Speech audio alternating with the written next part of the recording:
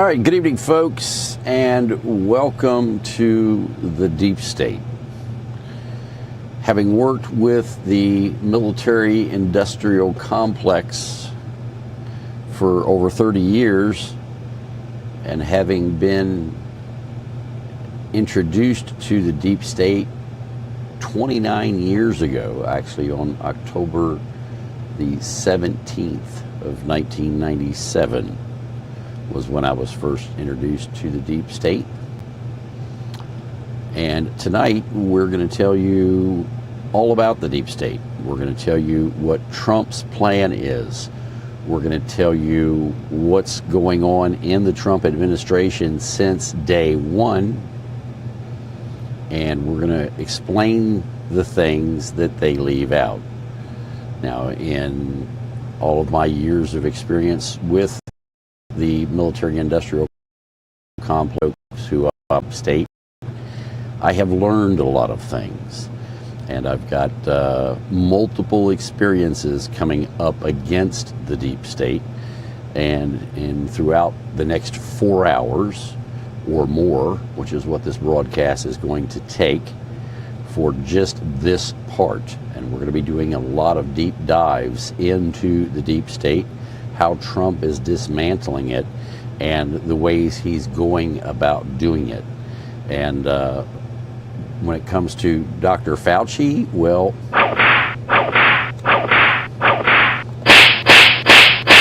that's coming. So there are a lot of states that are doing things, the federal government is doing things, the FBI is doing things, other people are doing things, and what we're going to do is, I've got numerous videos that I'm going to play, and as I'm playing those videos, I'm going to interrupt them and add in the things that they're not telling you or that they don't know, so as that you get a complete and comprehensive understanding of exactly what is transpiring, how it started, what it does, and, well, how Trump is going to try to kill it. It doesn't sit in parliaments. It doesn't give interviews. It doesn't ask for your vote, but it decides. It rewrites maps. It selects allies. It starts wars and ends careers. They call it the Deep State, a system behind the system, born in secrecy, built through silence, strengthened by fear. It's not a conspiracy. It's history, a hidden architecture of influence that survives elections, revolutions, even constitutions. It lives in intelligence rooms, corporate boardrooms, secured terminals, and diplomatic backchannels, and it thrives when we stop looking. Chapter 1. A definition written in shadows.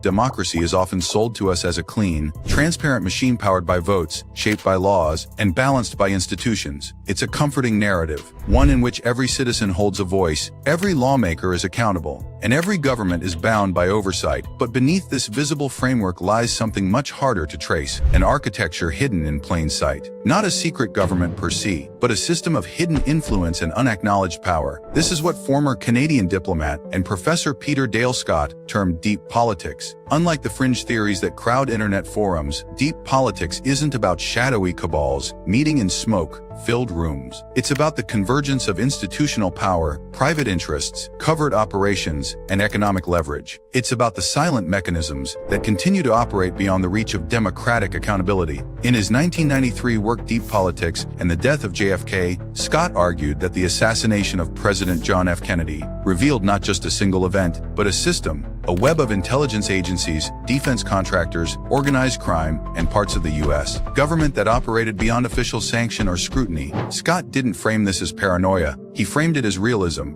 In fact, the idea of hidden power is far from new. As early as 1961, President Dwight D. Eisenhower issued one of the most chilling warnings ever delivered from a U.S. president. And folks, hit that thumbs up, subscribe to the channel, share this out, put this video into your watch later or favorites.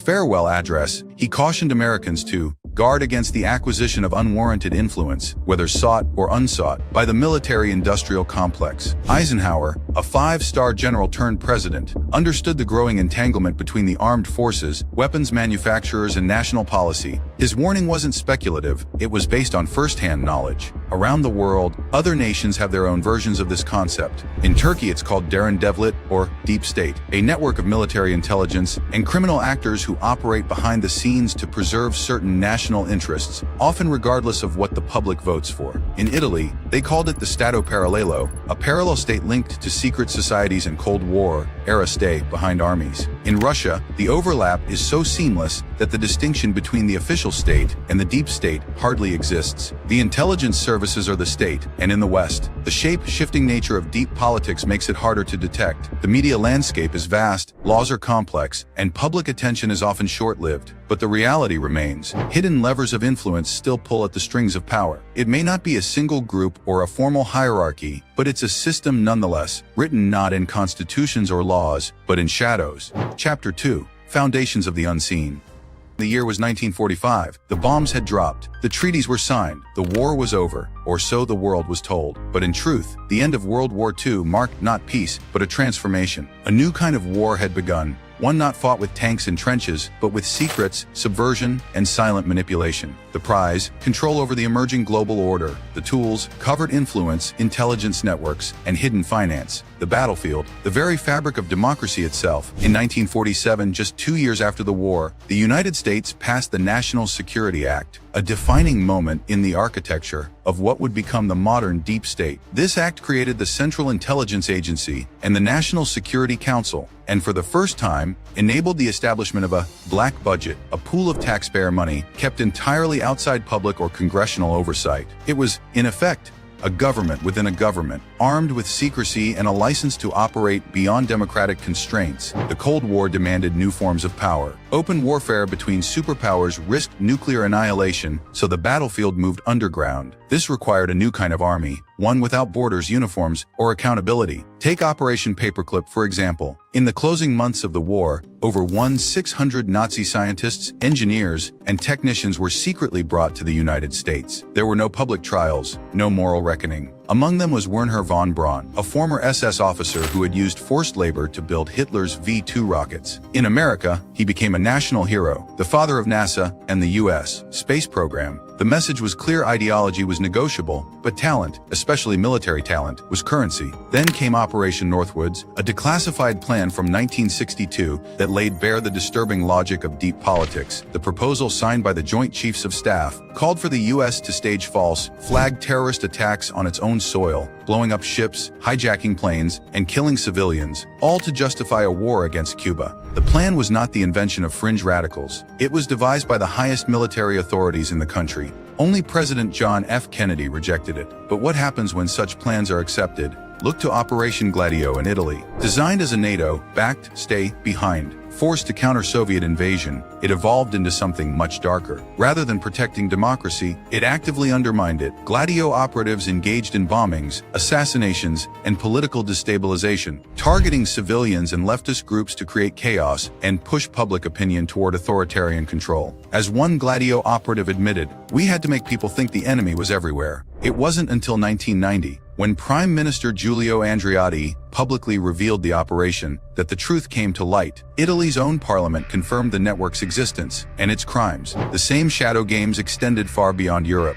In Iran, 1953, the CIA orchestrated a coup to remove Mohammad Mossadegh, the democratically elected prime minister, who had dared to nationalize the country's oil industry. The result was the restoration of the Shah, followed by decades of repression, secret police, and torture. The backlash to that coup would eventually help ignite the Islamic Revolution of 1979. In Guatemala, 1954, it was land reform that sealed President Jacobo Carbenz's fate. His attempts to redistribute land threatened the interests of United Fruit Company, a powerful corporation with deep ties to U.S. elites. The CIA labeled Carbenz's a communist threat, and within months, he was overthrown. Democracy gave way to military dictatorship and decades of civil unrest. In Chile, 1973, the U.S. again played a familiar role. The CIA supported the military coup against Salvador Allende, Latin America's first democratically elected Marxist president. Documents later declassified confirmed the U.S. was aware and supportive of the operation. which led to General Augusto Pinochet's brutal regime,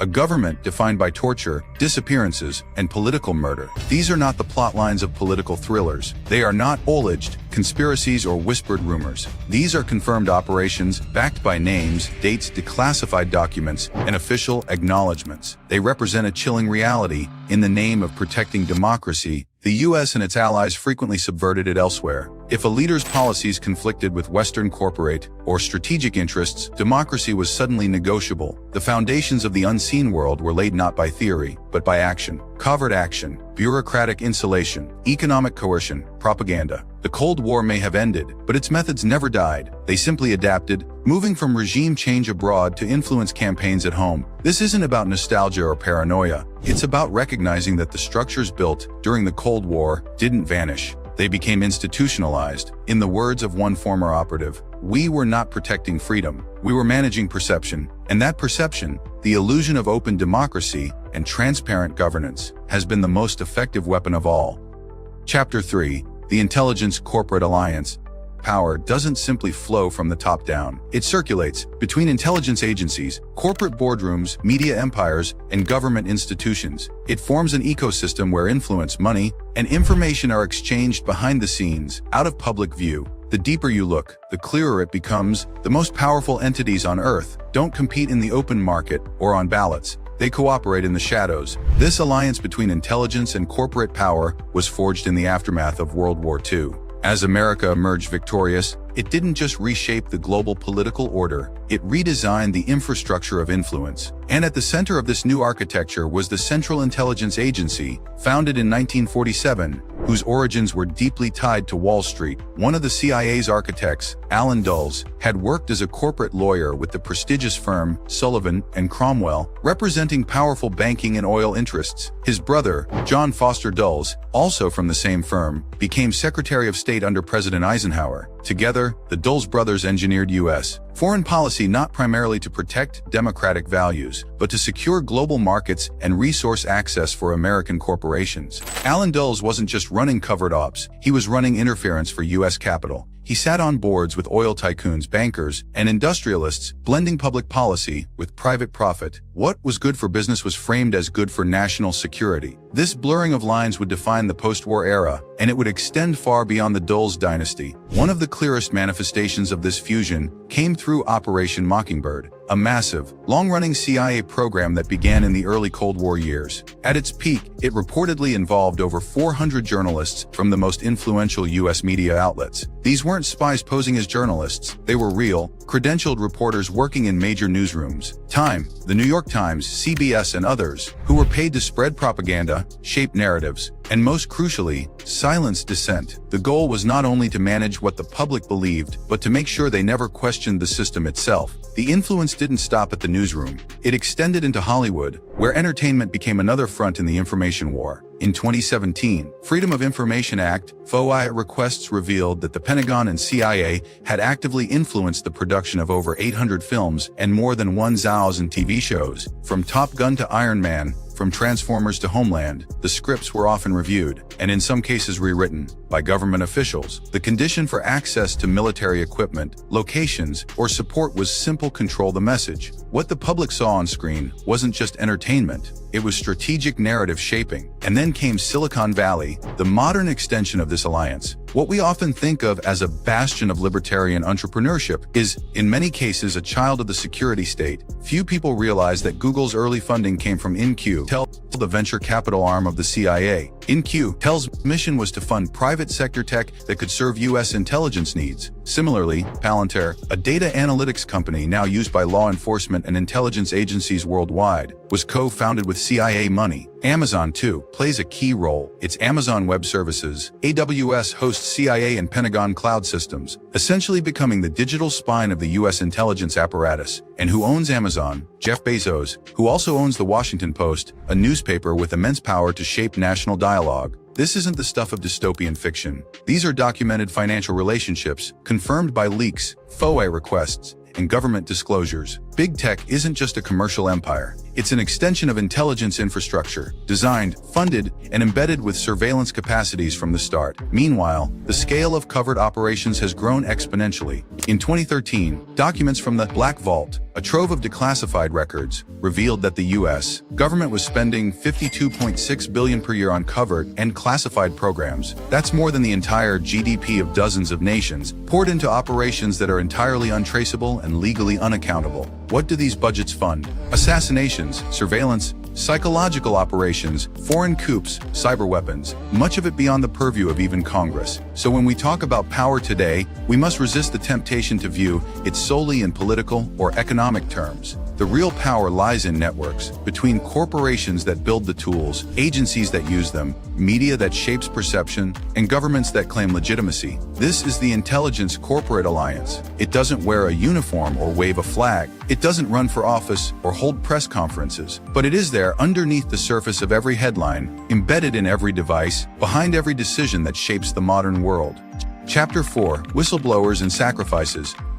They didn't ask for fame. They didn't set out to be martyrs, but they saw too much and chose to speak. Whistleblowers are not saints, but neither are they criminals. They are witnesses who violated not the law, but the unspoken code of silence that protects the architecture of hidden power. In a world built on secrecy, the act of telling the truth becomes a radical and dangerous form of resistance. Every one of them paid the price. Take Daniel Ellsberg, a former military analyst who in 1971 leaked the Pentagon Papers, a trove of classified documents that revealed how the U.S. government had systematically lied about the Vietnam War. Presidents had escalated the conflict knowing it was unwinnable. Thousands died in a war sold through deception. When Ellsberg handed the documents to the New York Times, he wasn't just exposing policy, he was dismantling credibility. The Nixon administration labeled him a traitor, tried to discredit him, and even sent operatives to burglarize his psychiatrist's office. He was charged under the Espionage Act, facing decades in prison. But a judge dismissed the case due to government misconduct. Ellsberg was lucky, most aren't. Karen Silkwood wasn't a spy or a political activist. She was a chemical technician at the Kerr-McGee nuclear plant in Oklahoma. In the 1970s, she uncovered radiation safety violations and worker contamination. She gathered documents to present to a union official and a New York Times reporter. But on the way to that meeting, she died in a mysterious car crash. The documents she carried vanished. The investigation raised more questions than answers. Was it an accident or something more? Her story became a warning to every worker who dared to speak up against the machinery of profit and power. Fast forward to Chelsea Manning, a U.S. Army intelligence analyst who leaked nearly 750,000 military and diplomatic documents in 2010. Among them was the now infamous video, Collateral Murder, showing U.S. forces killing civilians and journalists in Iraq. Manning's leaks exposed torture, secret drone strikes, and the cold calculus of wartime diplomacy. She was arrested, court-martialed, and sentenced to 35 years in prison, an unprecedented punishment for a leak. Manning endured solitary confinement and was treated more like an enemy combatant than a whistleblower. She served 7 years before her sentence was commuted. Those documents found their way to Julian Assange, the founder of WikiLeaks, who published them uncensored for the world to see. From war crimes to diplomatic hypocrisy, Assange's platform became a global mirror held up to unchecked power. In retaliation, he became the most hunted journalist in the world. Trapped in the Ecuadorian embassy in London for years, he was eventually arrested and remains imprisoned in the UK. The US government seeks his extradition to face 175 years under the Espionage Act. His case isn't just about press freedom. It's about the right to reveal what those in power want forever buried. And then there's Edward Snowden, the former NSA contractor who blew the lid off global surveillance. In 2013, Snowden leaked documents showing how intelligence agencies were collecting data on millions of people worldwide, often without warrants or legal oversight. He showed how tech companies cooperated, knowingly or not, with mass surveillance. Governments spied not only on their citizens but on each other. Snowden knew the cost. He fled the US and became a stateless fugitive, eventually granted asylum in Russia, where he remains today. Some call him a hero. Others call him a traitor, but few deny that what he revealed changed the world. He was named Time Magazine's Person of the Year, but from exile. These individuals didn't break the law. They broke Omert, the code of silence that protects the inner sanctum of power. They dared to lift the veil, to let the public see what was done in its name. And for that, they were smeared, hunted, exiled. and in some cases, eliminated, not by rogue assassins or dramatic shootouts, but by legal systems, disinformation campaigns, and bureaucratic strangulation. The system knows how to punish without making martyrs. Their sacrifices ask us a single, dangerous question. What is the cost of knowing the truth? And more importantly, what is the cost of ignoring it? Chapter 5, Deep States of Today. The deep state didn't disappear with the Cold War, it evolved. In an age of algorithms, biometric tracking, and legal loopholes, it has only become more sophisticated. It no longer needs brute force to control populations. Today's deep state operates with quiet precision, backed by laws, digital surveillance, and institutional silence. The shadows remain, but now they move faster and blend better into the light. In the United States, the turning point came after 9/11. Under the banner of national security, the Patriot Act authorized sweeping surveillance powers. Intelligence agencies like the NSA gained the legal right to monitor phone calls, emails, and online behavior, often without warrants. The secret FISA courts, where surveillance requests are reviewed, operate behind closed doors. And of the tens of thousands of requests submitted, over 99% are approved. This isn't oversight, it's rubber stamping. Whistleblowers like Edward Snowden exposed these operations, but the infrastructure remains intact and more advanced than ever. In Turkey, the failed coup of 2016 became the perfect excuse for President Recep Tayyip Erdogan to consolidate control. In the aftermath, over 150,000 judges, teachers, police, and civil servants were purged. The judiciary was neutered, independent media silenced, and a supercharged intelligence agency, MIT's a national intelligence organization, was empowered. Dissidents began to vanish, critics were imprisoned, and legal opposition became virtually impossible. The Turkish deep state once operated in the margins. Now it wears a suit and operates in daylight. In Russia, the transformation is even more direct. The old KGB gave way to the FSB, but the mission didn't change. Under Vladimir Putin, a former KGB officer, the deep state merged with the presidency. Political opponents are routinely poisoned, jailed, or exiled. Independent media is suppressed, and even private military forces like the Wagner Group operate with government blessing. The Russian state no longer denies its power, it weaponizes it. China offers a different model. Rather than a hidden deep state, it runs an integrated surveillance state out in the open. Through the social credit system, the government monitors 1.4 billion people, tracking facial recognition data, online activity, travel habits, and financial behavior. It's not just about punishment, it's about conditioning behavior. Citizens adjust themselves automatically to avoid being penalized. In China, the deep state is the state. In Europe, the threat takes on a more digital form. The Pegasus scandal revealed that spyware developed by Israel's NSO group was being sold to governments across the world, including in the EU. This spyware was used not to stop terrorists, but to monitor journalists, activists, political opponents, and even heads of state. Privacy laws offer little defense against tools this powerful and invisible. And in Italy, the idea of a deep state is historical fact. The P2 Lodge, a secret Masonic network uncovered in 1981, was tied to the military, judiciary, intelligence services, and media. Linked to high-profile incidents like the Aldo Moro case and the Ustica bombing, it was dissolved, but not dismantled. Today, deep state influence takes quieter forms: judicial leaks, media manipulation, and pressure campaigns against investigators and prosecutors. The faces may change, the tools may evolve, but the mission remains the same: control. Chapter 6, What Democracy Cannot See. Where does legitimate power end and covert control begin? That line, once marked by constitutions and public accountability, has faded into abstraction. In the modern world, control doesn't always wear a uniform or hold an elected office. Sometimes it wears a suit, operates behind encryption, or speaks through anonymous briefings. The deep state isn't a government. It's what survives governments. It's not bound by election cycles. It doesn't leave when administrations change. It adapts. It endures. And above all, it thrives in secrecy. The deep state feeds on fear, of terrorism, of chaos, of invisible enemies. It uses crisis as... And it also destroys people's careers and sends people on wild goose chases. That's what this photograph down here is. And we'll bring that up a little bigger for you. You see, this group of men I used to work with from here to here. And that's me. And we had to deal with green suiters, who are the guys who run the programs. We just do all the testing and develop all the technology. So on October 14th of 1997, I was asked by Gordon Kunster, by very surprise. In fact, Gordon Kunster was speaking at the first International Symposium on Wearable Computers at MIT at Cambridge. It was put on by the Media Lab there.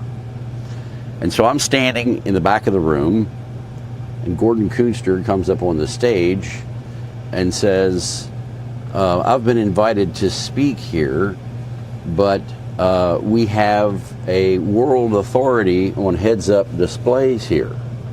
Now, as soon as he said that, I'm perking up, looking all over the room, trying to figure out who this world authority on heads-up displays are.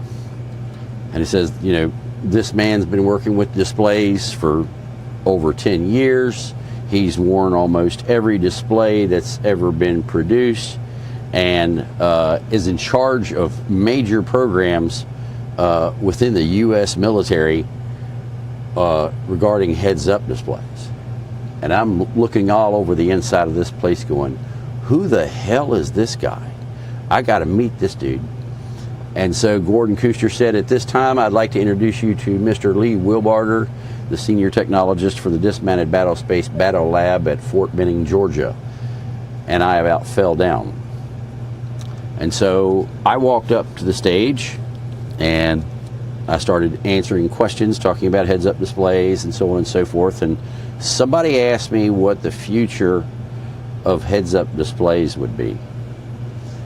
And I said, the future of heads-up displays will be a see-through heads-up display compatible with night vision and thermal imagery, will have the capability of image fusion, will have the capability to provide the video information to the user without casting, and would be very low power consumption and compatible not only on the battlefield but inside of vehicles and inside of aircraft, and would also incorporate symbology representing soldiers, enemy forces, and other assets and targets on the horizon through a HOS, helmet head orientation sensor, and a WAS, a weapon orientation sensor. So when the whole thing was over, I went down and had dinner with Gordon, and I asked Gordon, I said, Gordon, you said all these things about me during the briefing, or during the conference. What makes you think I'm the world authority? He said, well, Lee, how many different heads-up displays have I worn? I said, I don't know, 2 or 3, probably. He said, I've worn 4. He said, how many displays are out in the marketplace today? And I said, 14, but I haven't worn all those. And he said, well, how many have you worn? I said, I've worn at least 10 of them. And he said, can you name another man who's worn half that many? I said, no. He said, then you're the world authority. And I didn't realize that until I was walking through the AUSA conference, and I actually have a photograph of that too. I can show you exactly what I was wearing on that day, but I'll get into that story some other time. But when I went and gave that talk on Friday, when I got back to the Dismounted Battlespace Battle Lab at Fort Benning, Friday, October the 17th at 10 a.m., I was called into a meeting with 2 colonels. And they said, what are you trying to do? I said, what do you mean, what am I trying to do? They said, you saying that see-through heads-up displays are the future of the U.S. Army, and that you're going to have symbology and all of that stuff? That's not what our program is calling for. I said, I'm not talking about what your program is calling for. I'm talking about the future of what the Army is going to be. I said, we're running, see-through heads-up displays through the laboratory right now for testing. An opaque display gives you a one-armed or one-eyed soldier, and he has no depth perception. In addition to that, you've got a huge amount of casting that's shining all over their face. What we're using right now is not acceptable. I said, we've got a better system that we're trying to bring online now. And he said, it'll never go through. I said, what do you mean it'll never go through? He said, we'll slow walk it. until you're gone. And then once you're gone, it'll be over with. So you can forget it. We're going with what we got. And that's why the first displays that went on to American soldiers, specifically Dirk Decker, you can look and see that display in the Force 21 Land Warrior, or in the Land Warrior program. So that was my first experience of getting shit canned from my job for telling the truth, because I got transferred to a program that didn't exist anymore.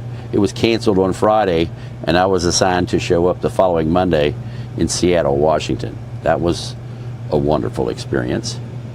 So I know about the power of the deep state. That was my first experience. I've had multiple experiences with the deep state and how green suiters and guys who are in the executive branch have their ability to control actually how things go, whether you've got a better mousetrap or not.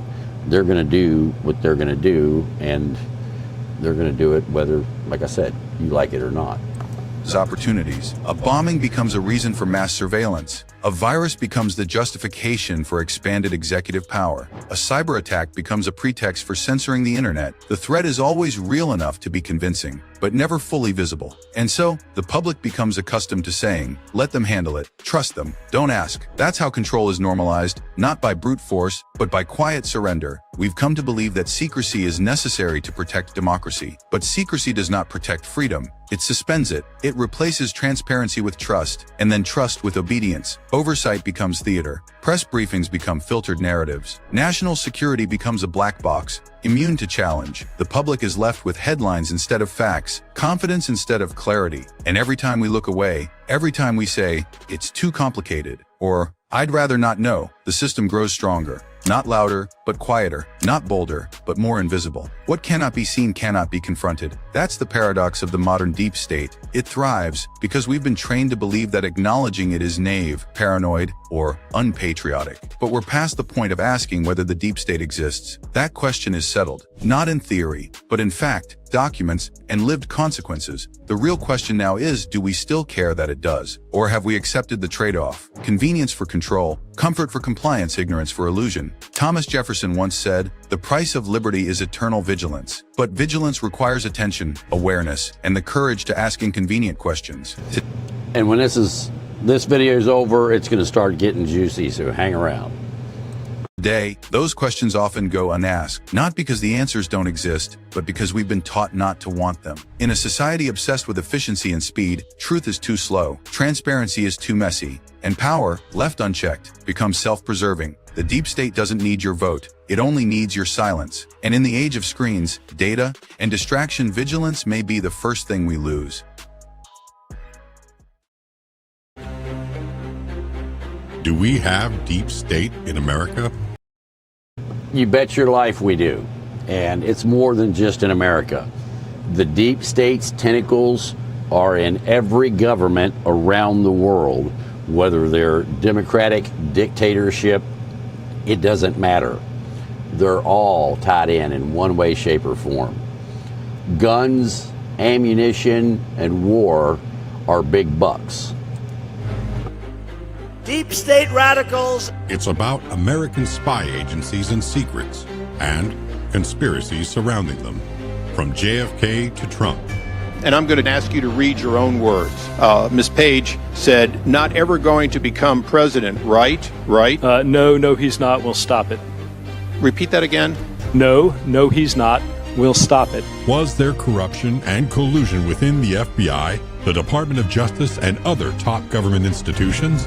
You bet your life there was. And it's been going on for a long time. Look up Fred Whitehurst, FBI, World Trade Center bombing, 1993. The latest act of resistance is the op-ed published in New York Times. For the first time in history, American people see the possibility that elected U.S. governments must follow rules set by unelected Washington bureaucrats, also known as deep state.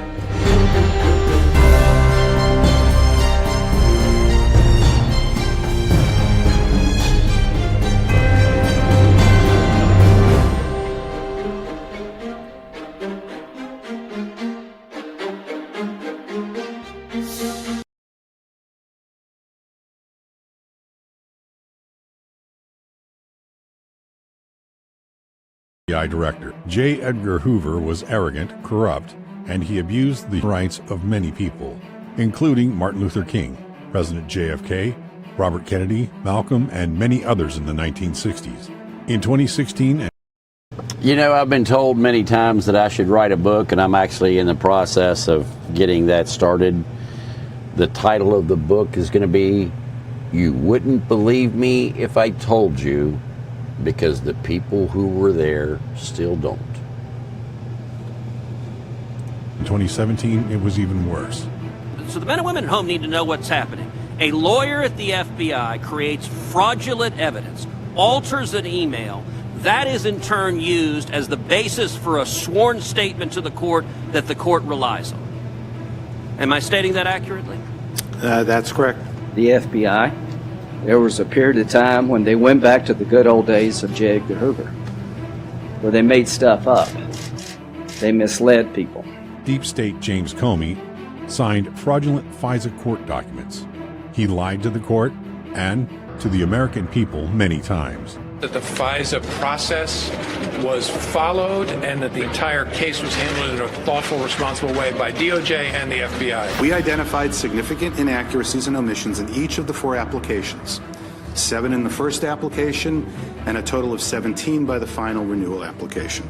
It's unclear what the motivations were. On the one hand, gross incompetence, negligence. On the other hand, intentionality. Gross negligence, or they intended to do it. They intended to lie to the FISA court. You were in charge during a lot of this, sir. And in fact, you signed the FISA applications. Sure, I think I signed at least 2 or 3 of them. Deep State Andy McCabe, who assembled a criminal organization within the FBI. He took part in a crime spree.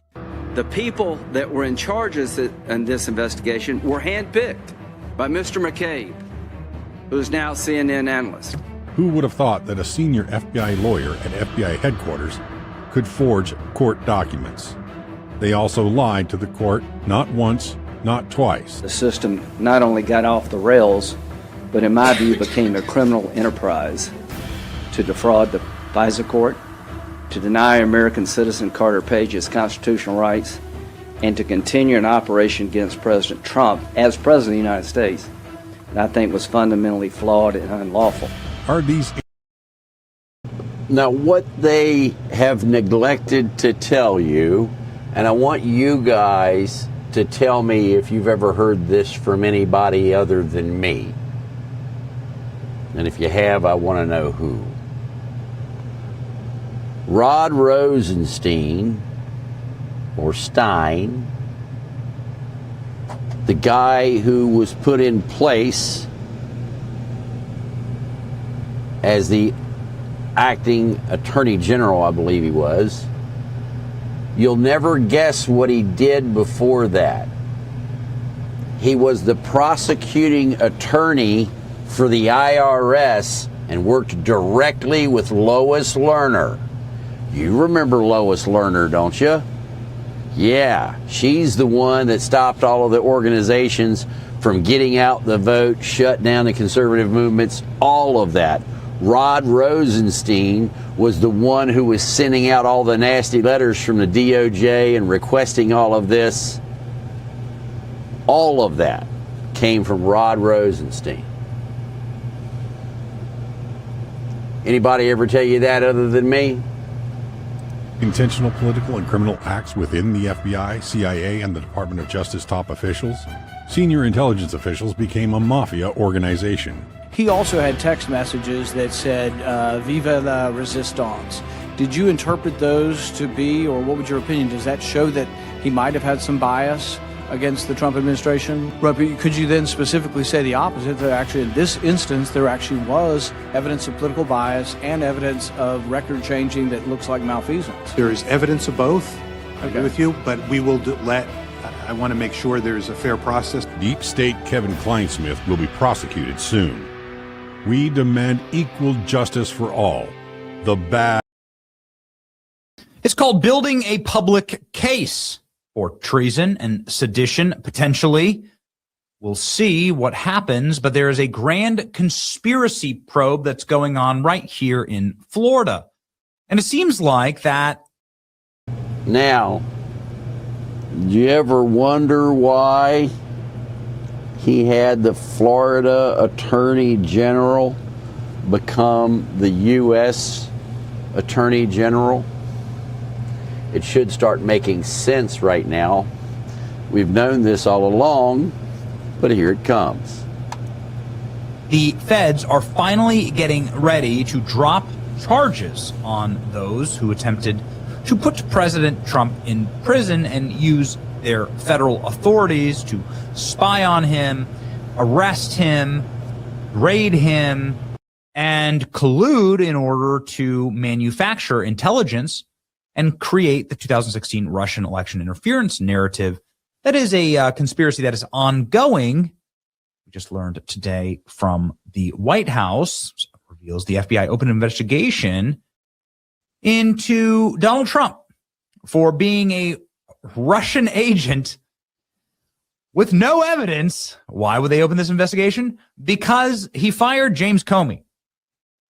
So in case you're wondering if we have a weaponized federal government, and of course you're not wondering, you wouldn't watch this channel if you were actually wondering that, but if you need perhaps further evidence in our voluminous library of evidence now, the president fires the FBI director, and the FBI immediately attacks the president by opening up a nasty investigation into whether the president is a Russian foreign agent.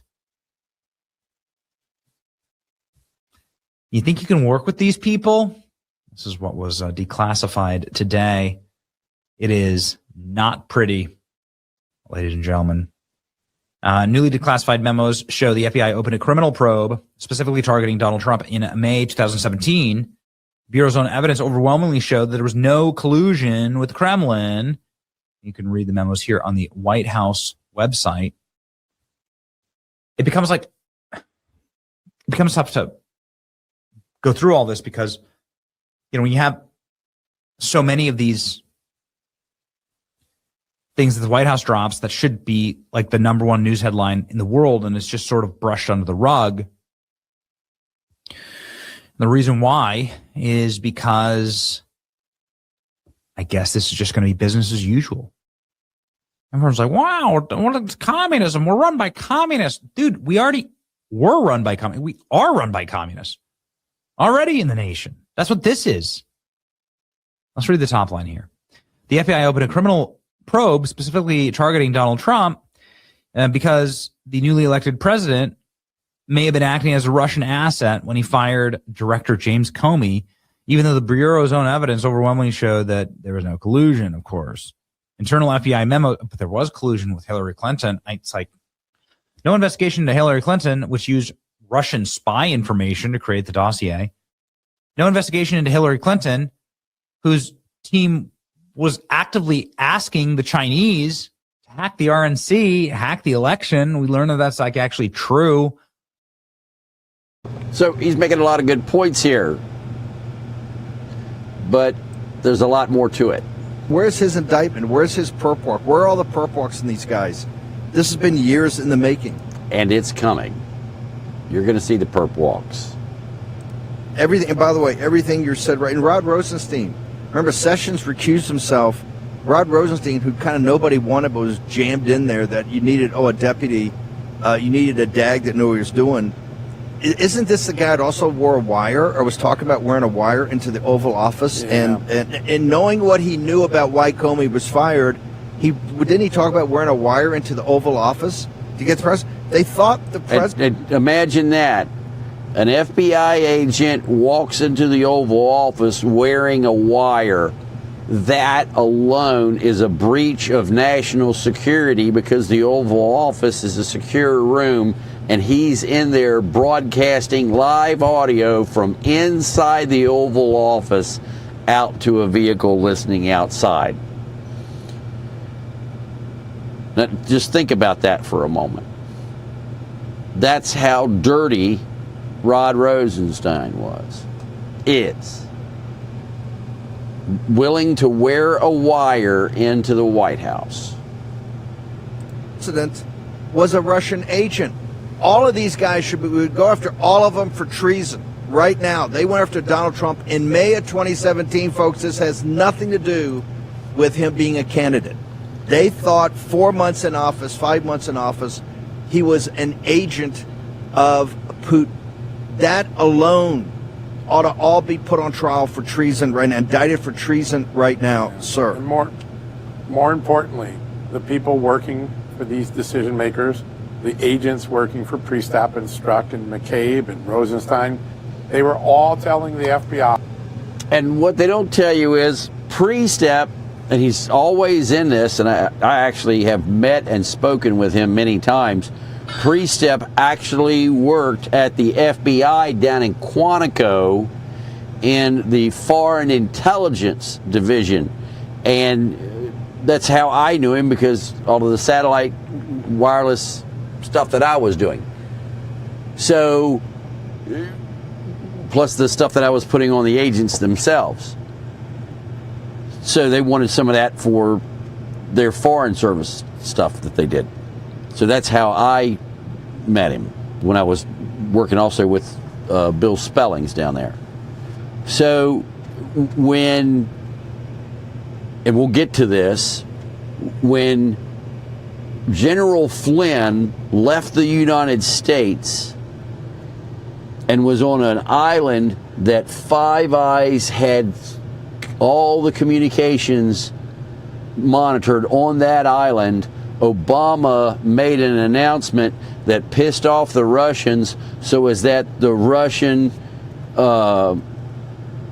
government would call General Flynn, because General Flynn was supposed to be coming in as, I can't remember what position he was going to be, but anyway, he was coming in, and when he was coming into that position, the ambassador or whatever the person was, and we'll get you all the details on this, he called into that, the General Flynn had to call him from that island, and when General Flynn called him, Five Eyes was monitoring it, and it was set up through Priestap to do the intelligence so as that another country could monitor that and give it to the government. The U.S. could not. So to try to stay clean and say, no, we didn't monitor that communications, they directed, and I think it was Australia, I'll have to confirm that, but I think it was the Australians, to monitor his call and report it back to them, and they did.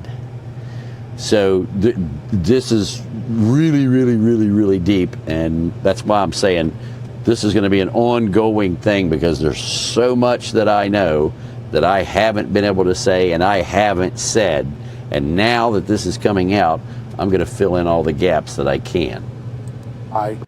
There's no there. There's Pete Strzok himself tells his girlfriend in a text message the very week they opened Oxford, no big there. Agent Barnett, the guy who worked a big part of this case, told the Justice Department at some point, I was watching a bad game of Clue. You two put people in a room on a game board and say, that must be collusion because they were in the same room. The agents who worked this case were laughing at how hysterically stupid the people managing them were and what they were doing to politically prevent this president from being successful. This is an overt act that Joe DeGenova can introduce in a conspiracy case, saying there was a 10-year conspiracy to violate Donald Trump's civil liberties by launching investigations with false predicates. By the way, several lawyers have called me since I put this up on the White House this morning. All of them said, John, it's clear cut. You predicate a case and you know the predication is false. You have acted illegally under the color of law. Joe DeGenova has a new potential overt act to build his conspiracy case. We've got many others. We've been talking them on your show for years, but this is a new one.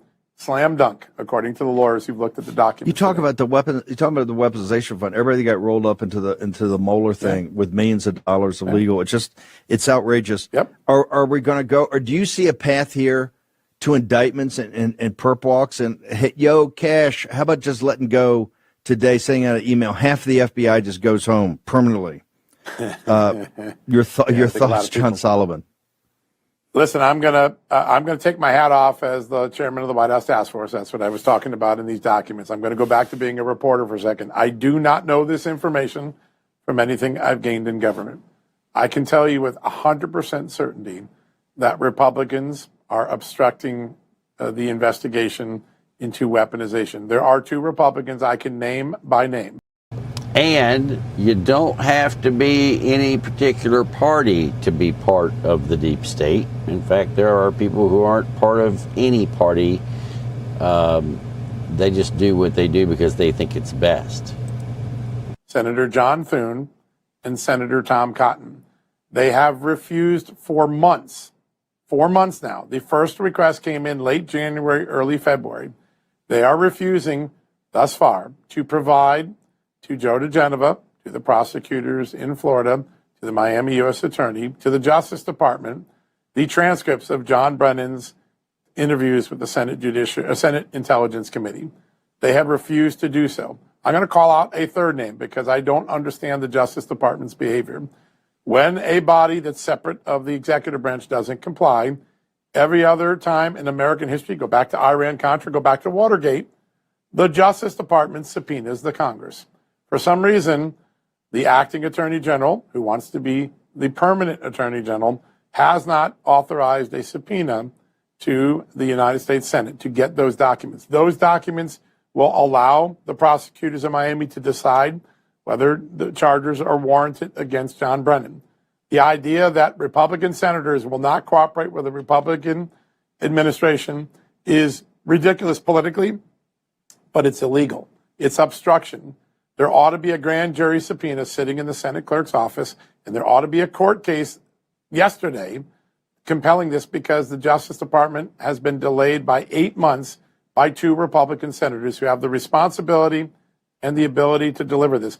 You want to get to the grand conspiracy case, you need the missing evidence, and the Senate possesses it. And as of this date, I can find no evidence they've turned it over, and there is no grand jury subpoena because the clerk of the Senate would have to report it publicly. I just checked the congressional record again today. So Todd Blanche, Tom Cotton, John Thune, you got some explaining to do to the War Room Posse, I think. Montana Jen says, hey Lee, so the Q drops that came out in 2017, 2018, where everyone called BS were true after all? No, they were not true at all. In fact, I called out, I did a special show about Q. I exposed who Q was. I exposed the false information that they were putting out. I exposed who all of the cryptocurrency people who were involved, the people with different organizations who were getting the information. There were people at Microsoft, there were people at Apple, there were people in Japan, there were people who were in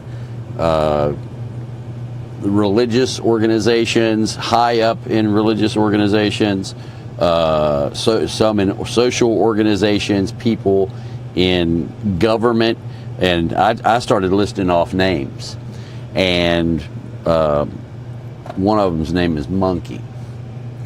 So yeah, Q was a bullshit. I had to ban. Judy was there.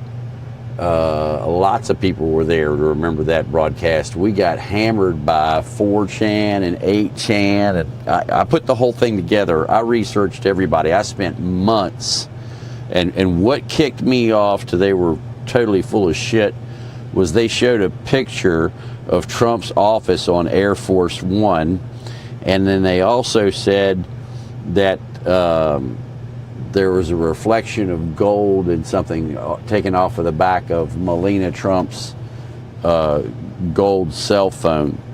It was a reflection taken off of it, and no, it wasn't. And so those two things right there that came out almost back to back that people sent to me saying, oh yeah, Q is real, da da da da, and I looked at both of those and said, no, this is not real. And the way we know that is you can't get that good of resolution off of a polished gold plate on the back of a cell phone to be able to see what another side of the room looks like.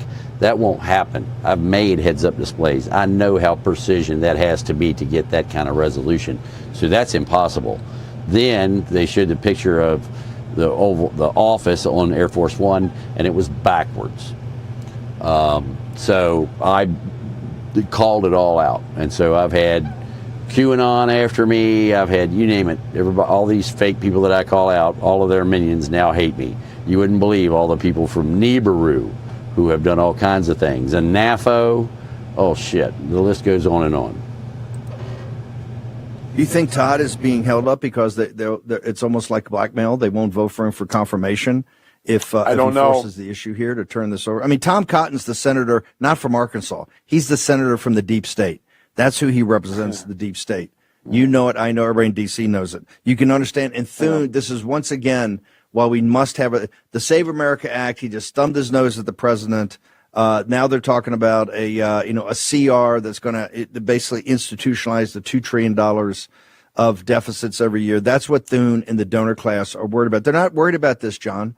They don't. This is my point. They don't put priorities on what the people that support President Trump the most in the And what he doesn't understand is the guy who's running can't do any of that until after he is put in. He has to watch his P's and Q's, every word he says, every step he makes, every person he talks to, every email he sends, every phone conversation, even everywhere he goes. He has to be on his absolute best behavior and cannot tip his hand to what he is about to do. And you are about to see it.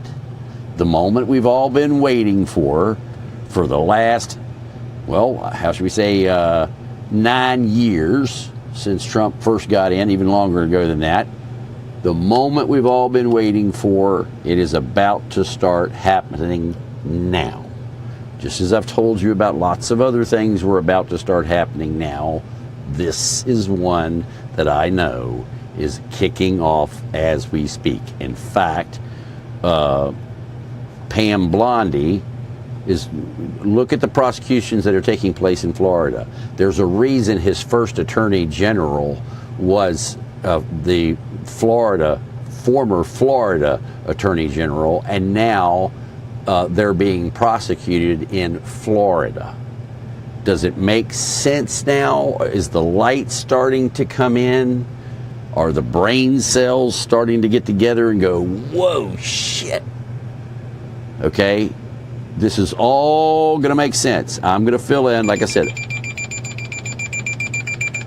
I don't know the answers to everything, but I know a hell of a lot of answers that a hell of a lot of other people don't know.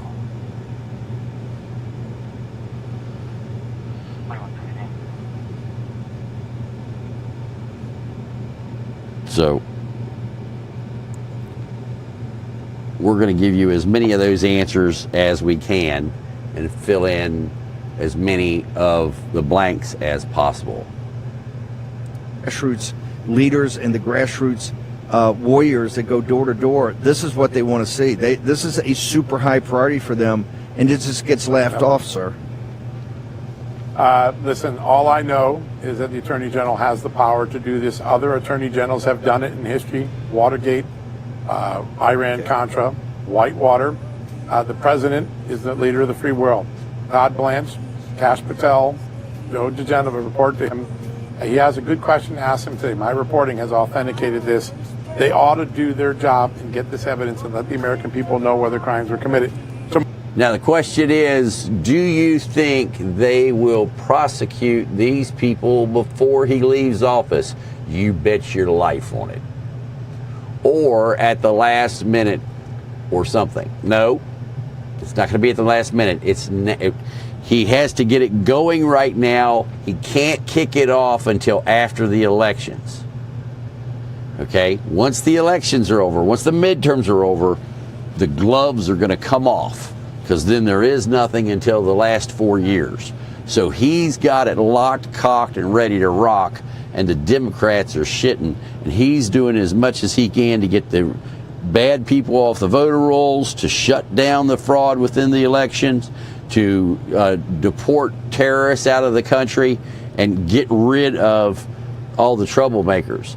He has turned the machine against those who had the machine turned against him. And so now, literally, the shoe is on the other foot. And you're going to see, like I said, a whole lot coming out. And I'm going to help you with Benghazi and what's going on with DOJ, also the stuff at the FBI. Yeah, there's a lot you're going to see. Tomorrow we'll be able to come on your show and show you the other side of this. While you go after Donald Trump without evidence, you protect people who did things that Democrats don't want out. You're going to see the flip side of this wash, rinse, repeat cycle tomorrow. We'll come back and tell you about it tomorrow. John Solomon, in the interim, where do people go to get all this information?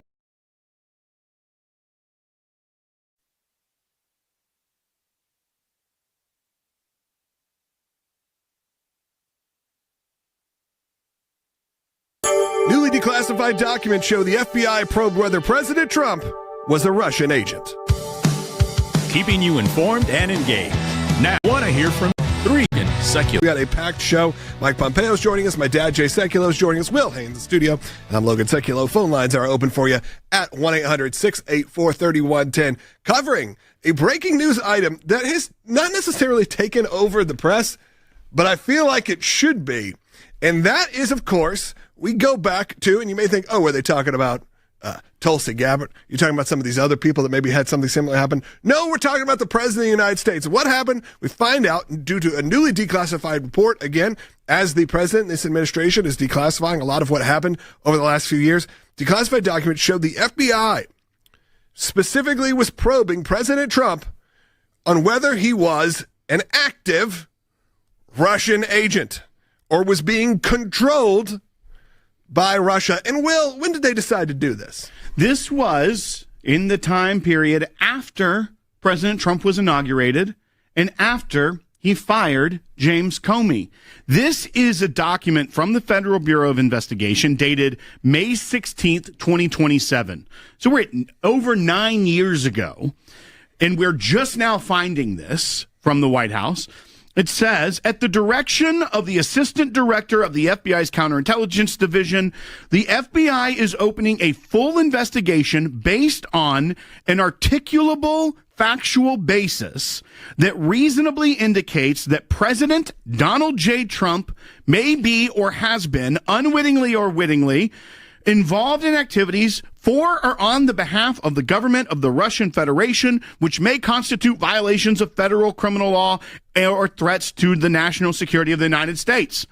It goes on to say, the goal of the investigation is to determine if President Trump is or was directed by, controlled by, and or coordinated activities with the Russian Federation in a manner constituting a threat to the national security of the United States.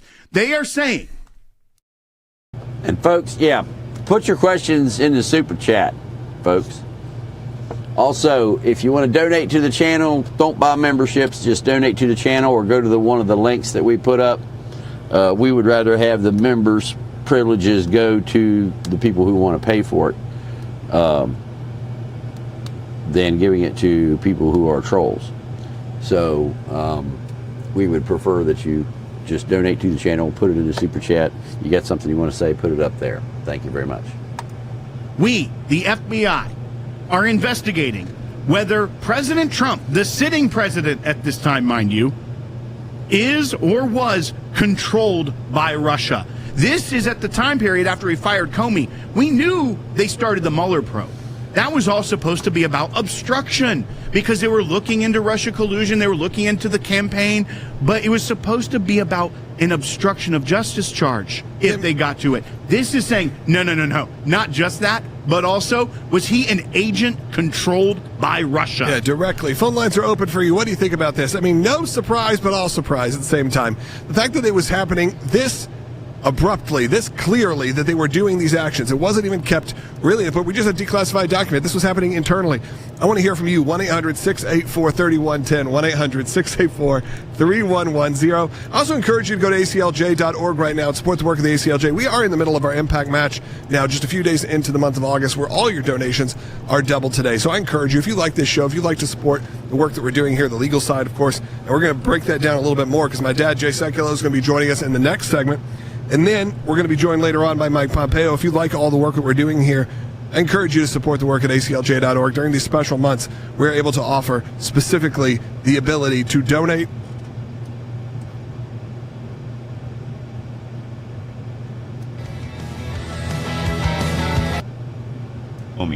Months into taking the Oval Office. The FBI opens in May. Collusion. Yale is a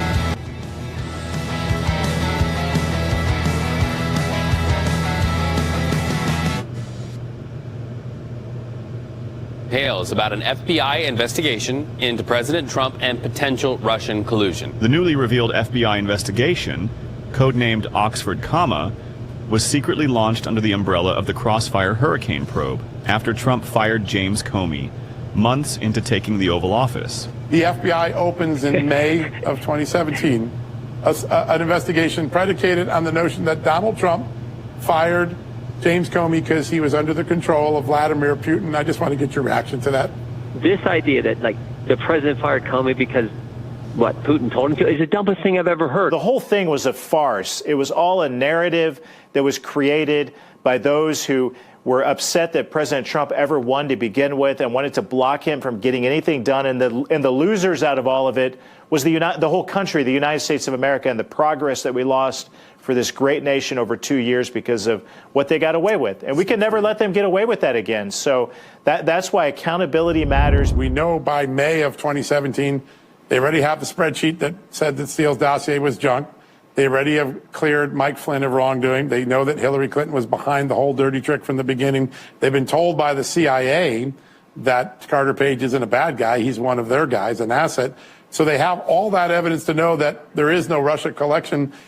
9 years later, and it's hard to believe it's 9 years later, does a prosecutor like Joe DeGenova have a case that this is a criminal act? I think so, and I think this is what they're looking at, particularly down the Southern District of Florida, as you point out. Whenever we do these investigations, the only thing we get wrong is that it's always worse than we thought. And here's another example where, wow, it was even worse than we thought. No evidence whatsoever. Spend taxpayer money going after the guy that we, the people.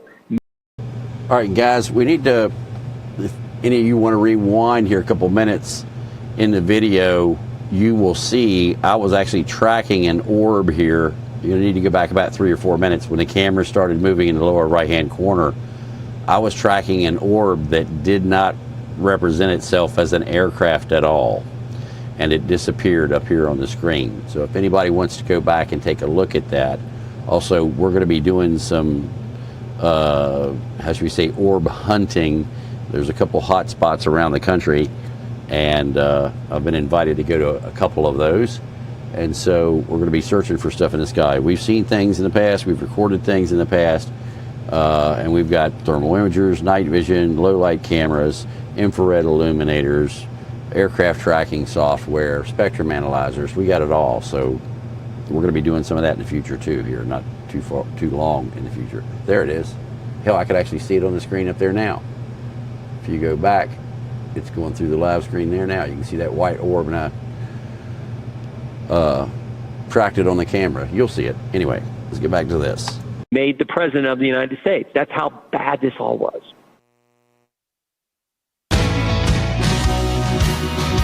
Welcome back. I do want to hear from you at 1-800-6. What's happening? A lot of people may have seen the time. James Comey was, after he was fired, that the FBI decided they needed to take a good look at President Trump and decide whether they thought he was, and essentially accusing by doing this, controlled by Russia, working with Russia, or was a Russian agent. Now, we heard a lot of these claims thrown out there. We heard a lot of these claims thrown out there by people on the left. We heard of these claims being thrown out there to people like a Tulsi Gabbard, who was a Democrat at the time.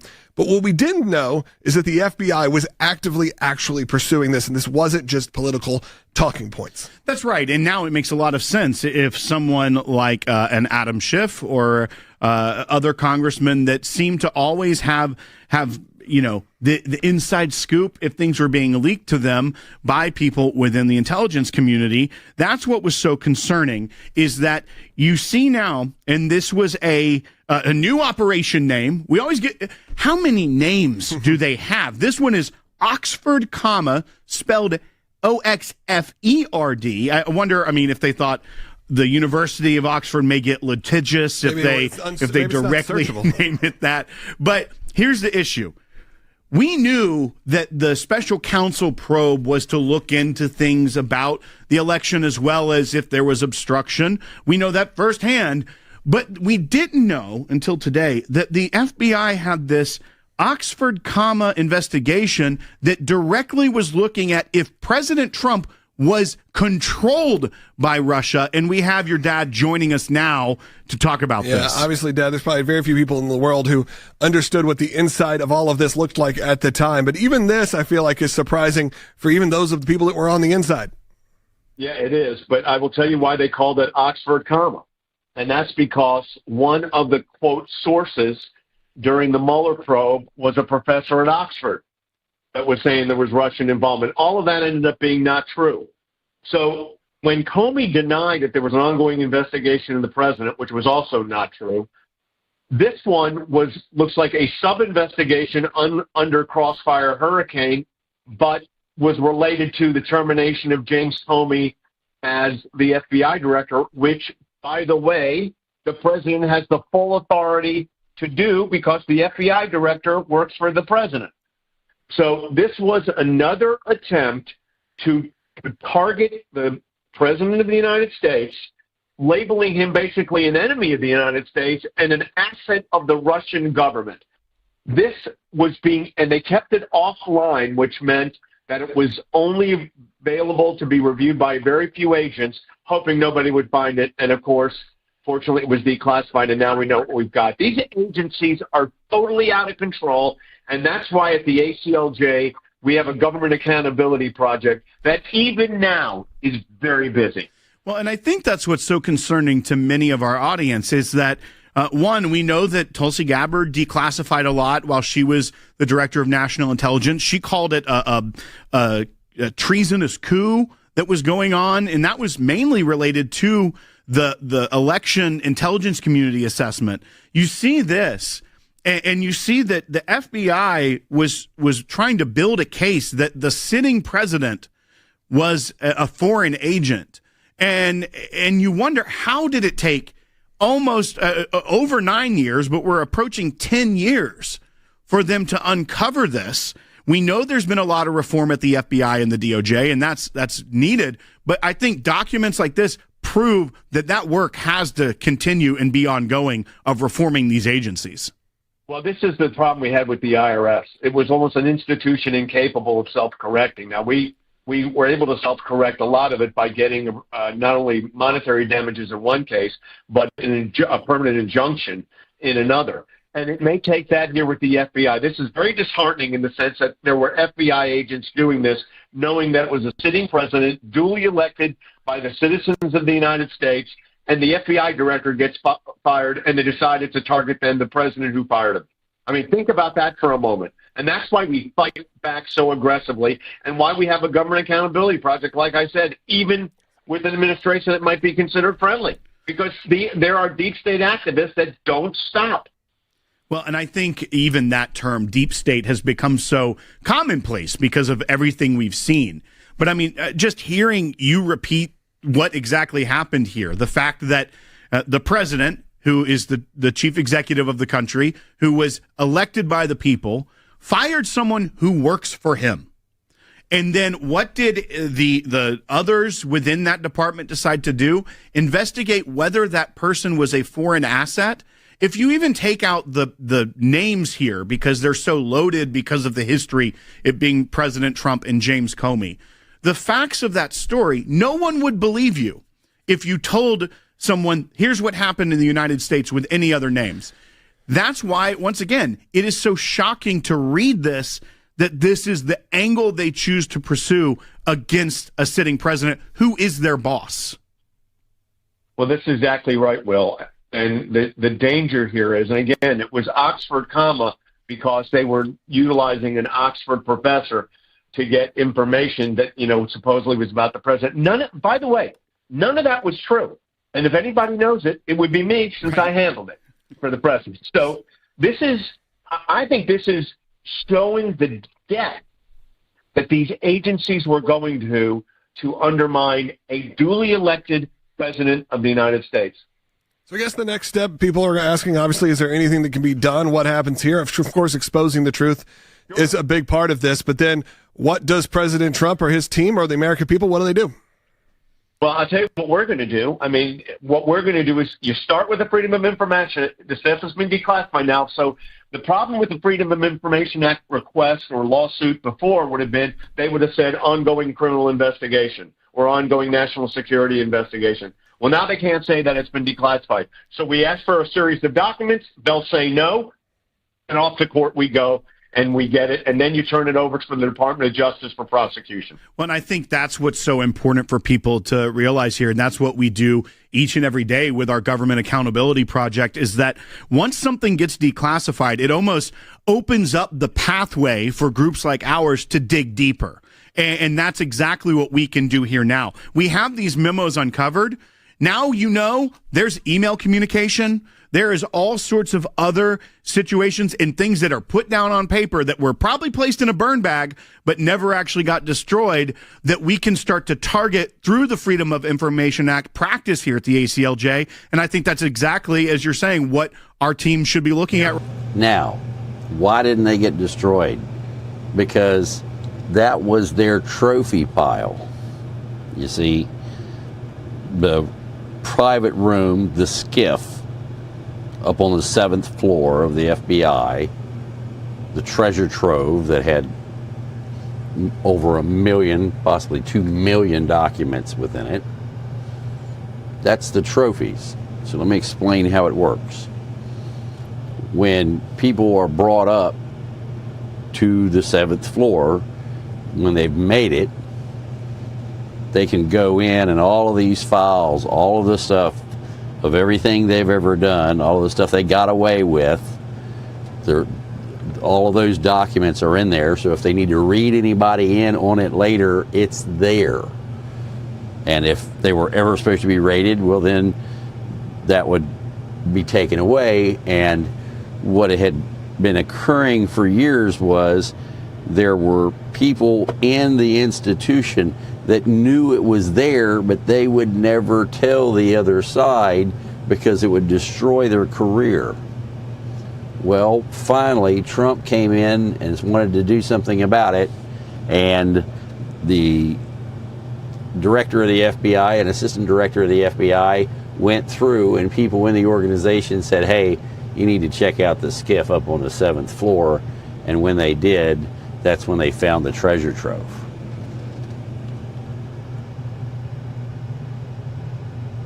I don't remember exactly what he said about the Vatican. I can't say that verbatim what he said. I have no idea.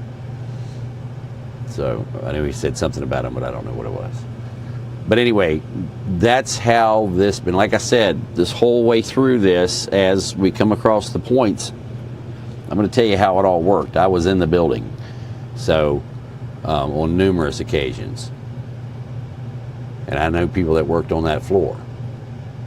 So the fact of the matter is, it got turned over, and that's how they got this treasure trove. And this is why I say that the reason that Kash Patel is going to Russia is to try to get anything that the Russians have in regards to what the U.S. has, to give them more places to look.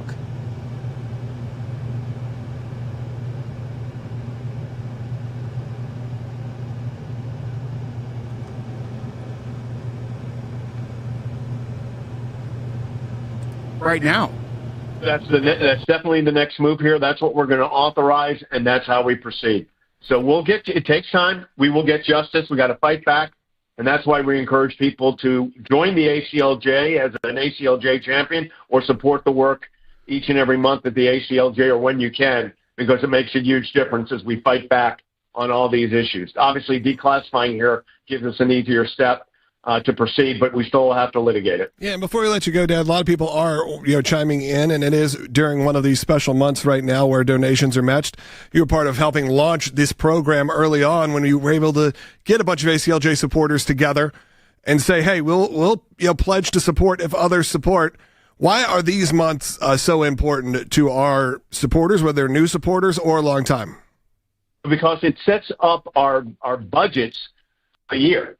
And going into next year. So these times we do these matching challenges, we have donors that agree to, some of them are ACLJ champions, that agree to match other donations that come in. It effectively means if you donate $50, the ACLJ getting $100. And if you multiply that times a lot of people, it makes a huge difference. You've had a great start this month, Logan and Will. Just keep up the great work, and I want to thank all of the donors that continue to support the work of the ACLJ. It's not slowing down. John, yesterday caused a firestorm because we know that the FBI went after the commander-in-chief as he's overseeing a war to Pretty take down amazing, the caliphate isn't it? of ISIS. Today, you've got another blockbuster. I noticed in your report that I read in detail that there were no whistleblowers that ever came forward. Here's my question, or my point. We don't have a bad apples problem. All right, folks, and hit that thumbs up. Share this out. Hype it when it's over. We have a systemic problem. When do you think, and you're doing, the task force doing a great job, and people are assisting you. You had Pulte there for a while, but we have an issue that has to be addressed, and it has to be addressed now for the sovereignty of this country and the basically ability of the American citizens, which should be paramount, to make decisions that are executed by the government after they've come to a conclusion of who they want to see in office. When do you believe we're actually going to, first off, go after the bad apples, which must be done and must be prosecuted, but then get to the harder work? Like right now, there had to be hundreds, if not thousands, of people inside DHS that knew about Maricopa County or something going on when it was our nose was rubbed in the fact of when it mattered. That was the safest election in mankind's history. And that was a bald-faced lie, and people in authority knew it was a bald-faced lie, and it would have changed the direction of American, therefore human history. We wouldn't have 22 million illegal alien invaders in the country right now, okay? So when is that going to start? When is that work of accountability, both individual and institutional, going to commence, sir? Yeah, listen, I think there's been a process. Process one was to fire a lot of people and force a lot of people out. The Justice Department and FBI saw a mass exodus. DNI has been cut more than half. Bill Pulte making sure that recently. Now, a lot of people left, and when they left, guess what? The FBI can't just call them in for questioning them because they're no longer as part of the FBI. So the first list that you want to look at is everybody who quit as soon as Trump came in or shortly thereafter, and find out what programs they worked on. That'd be the first thing you'd want to do when you go through. So they have all of these flags, all of these things, a lot of them don't realize that everything has been recorded and a lot of it is archived, so they can't get rid of it, kind of like Fauci's phone. Fauci did delete all of his contacts, but that doesn't delete their phone number. But even before that, there were big cuts. There are some agencies still undergoing that transformation. Then there's the disclosure part. Here are the crimes you didn't know about because they were in burn bags or they were hiding in skiffs, which the president made possible with this task force, and that I'm so grateful for. And then the final part is you take all of that and you get going, and then you create prosecutions for those who committed crimes under the color of law. And I think that's the process that's there. This morning, Senator Tom Cotton announced he'll get that John Brennan transcript over to the Justice Department. That's a good piece of news. You've got the prosecutor. Hold in place on. in Whoa. Florida. Yeah. Don't bury the lead. Don't bury the lead because you were profiling Kurdish yesterday. Don't bury the lead. Yeah. Senator Cotton has agreed to what? Senator Cotton agreed to what? He said he's going to get a resolution. You have to vote it out. This is what I was saying yesterday. It has to be voted out of the Senate. They had the request in January. They're going to vote it out now. That's a good thing. They'll get that out to the Justice Department. That gets that logjam cleared. Good on Senator Cotton. Good on Senator Thune. Good on the Justice Department. Anyone who intervened yesterday, they got it done. That's the sort of things that gets progress going. The FBI. And see, these senators, congressmen, people in the government, they can, hold up the log jam for so long. But when the mountain of evidence gets so big, it just plows right through. And then they go along with the flow like, oh, yeah, we've been here to help you the whole time. The whole time. It has created an extraordinary body of evidence for prosecutors. The prosecutors now have got to go before the grand jury. They are, I will tell you this, my understanding is that they're securing cooperation from some very important witnesses, people that we never would have thought would have flipped. They got to now put the case together and get some indictments done soon before more statutes expire. And I think that's the process that's underway. And meanwhile, the part that I can contribute, because the president is giving me this extraordinary opportunity, is just keep getting documents out. And we are getting incredible cooperation from FBI, CIA, NSA, ODNI. And if you asked me a year ago if I'd ever say that, I would have laughed at you. The cooperation has been unprecedented. And I should tell you, because I understand there are at least 12 informants in the FBI and the Justice Department that have rolled over. I repeat, there are at least 12 former or current FBI agents and members of the Department of Justice who have rolled over.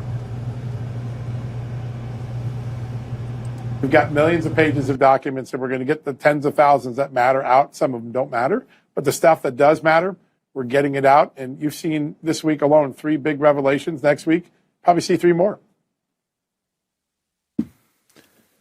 John Solomon, last question. I know you got to bounce. Thanks for taking the time. 2 questions real quickly. 1, do you have a food taster? And 2, are you suicidal, sir?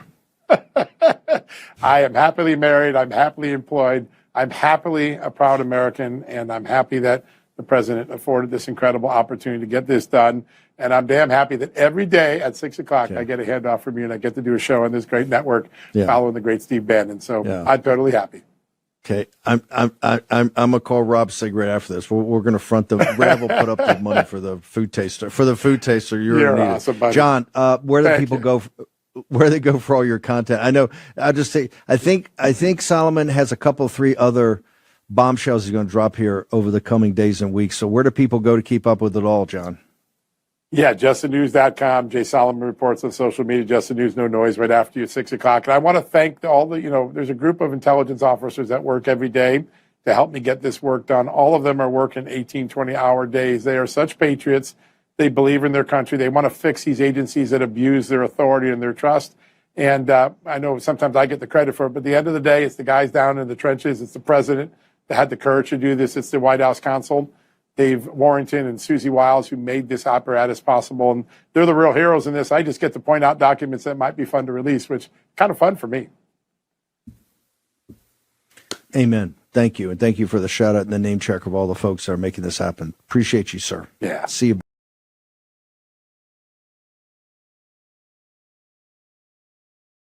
Joining me now is one of the journalists who reported accurately on the made-up story of Russia collusion that ripped the country apart, Lee Smith, who has also written most recently on communist China and its impact. Lee, thanks for being here. You've written 3 books on the Russia collusion story, the most important, The Plot Against the President. That was in 2019. What do you make of these newly declassified documents? Well, Maria, it's something that you and I have been saying now for nearly a decade, which is the bad things they did, and they hid them.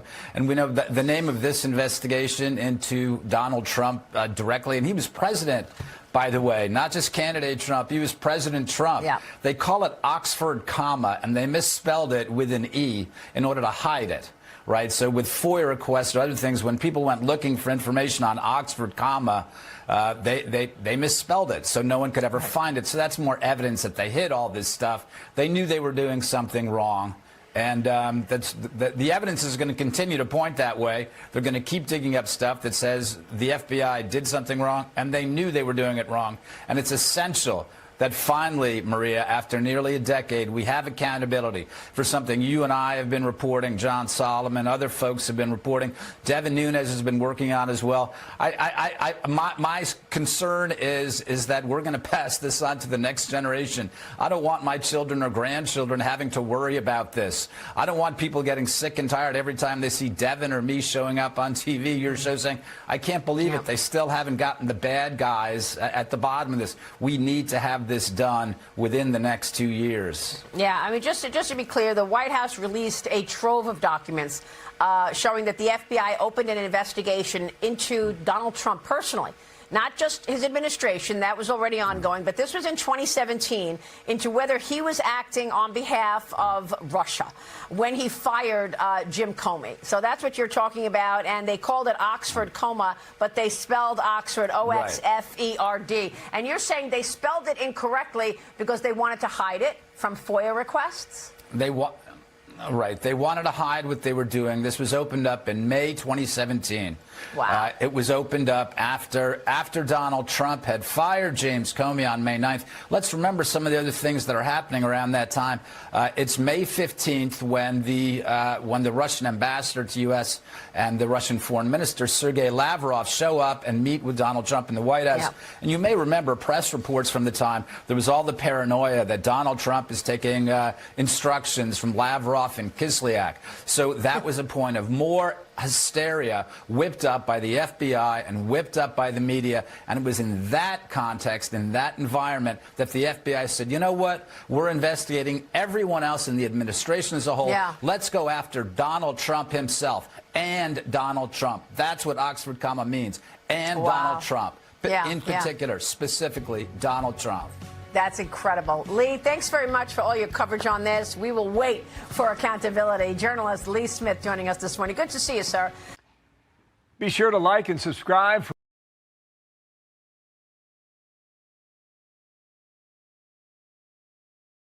John Solomon. Situation reports. Every time you leave us, we don't know if you're coming back because you refuse to get a food taster. And you're blowing people's heads up all the time. You've got a story, though. This is one thing I don't think has got at least enough attraction as far as outrage goes. You reported in the task force exposed that Comey and these guys investigated President Trump when he was commander-in-chief, not on some election deal, but when he was commander-in-chief of being a Russian asset, which to me I find offensive, has to be dealt with. Yeah. Now you dropped another bomb that you're telling me, and I realize Sessions wasn't everybody's perfect example of an attorney general, but it's the billet. He was the attorney general of the United States. You're telling me within 24 hours, this is how they work. Within 24 hours, they initiated an investigation on Sessions right after they initiated a formal investigation against President Trump about being a Russian asset, sir? Yeah, you have it exactly right. Basically, any spaghetti they could throw on the wall to make a case to get this out of the Justice Department where the Russia collusion case was dying, throw it over a wall and get it to a special counsel named Robert Mueller. That was the goal. As we mentioned last week, when they accused the president of being a Russian asset, they had zero evidence, zilch. In fact, almost all the evidence that had come in, they had disproven. They have the same problem when they try to predicate an investigation on Jeff Sessions. They use a 2-month-old letter from 2 Democrat senators and one story from the Huffington Post, a liberal left-leaning news organization. Those two things suggest, well, maybe he didn't give accurate testimony, but they had Jeff Sessions' personal letter to the Senate showing, hey, he clarified immediately. He told them, hey, I didn't mention this because I didn't consider it an official act. It was a social event. That letter would have nullified any predicate for an investigation, except if it's inside the Comey-McCabe era of the FBI, where predicates and facts and evidence seem to matter less and effect and politics seem to matter more. And so there was no basis to open up on Jeff Sessions. He had already clarified his testimony. The Senate was comfortable with it. The evidence that they were citing was from 2 Democrats and a lefty news site. But that's how they predicated investigations back then. If they had a political reason to do it, they wanted to taint Sessions that there was no way he could ever come and have an arm's length. Exact defense of Trump. I want to go back to something you just said.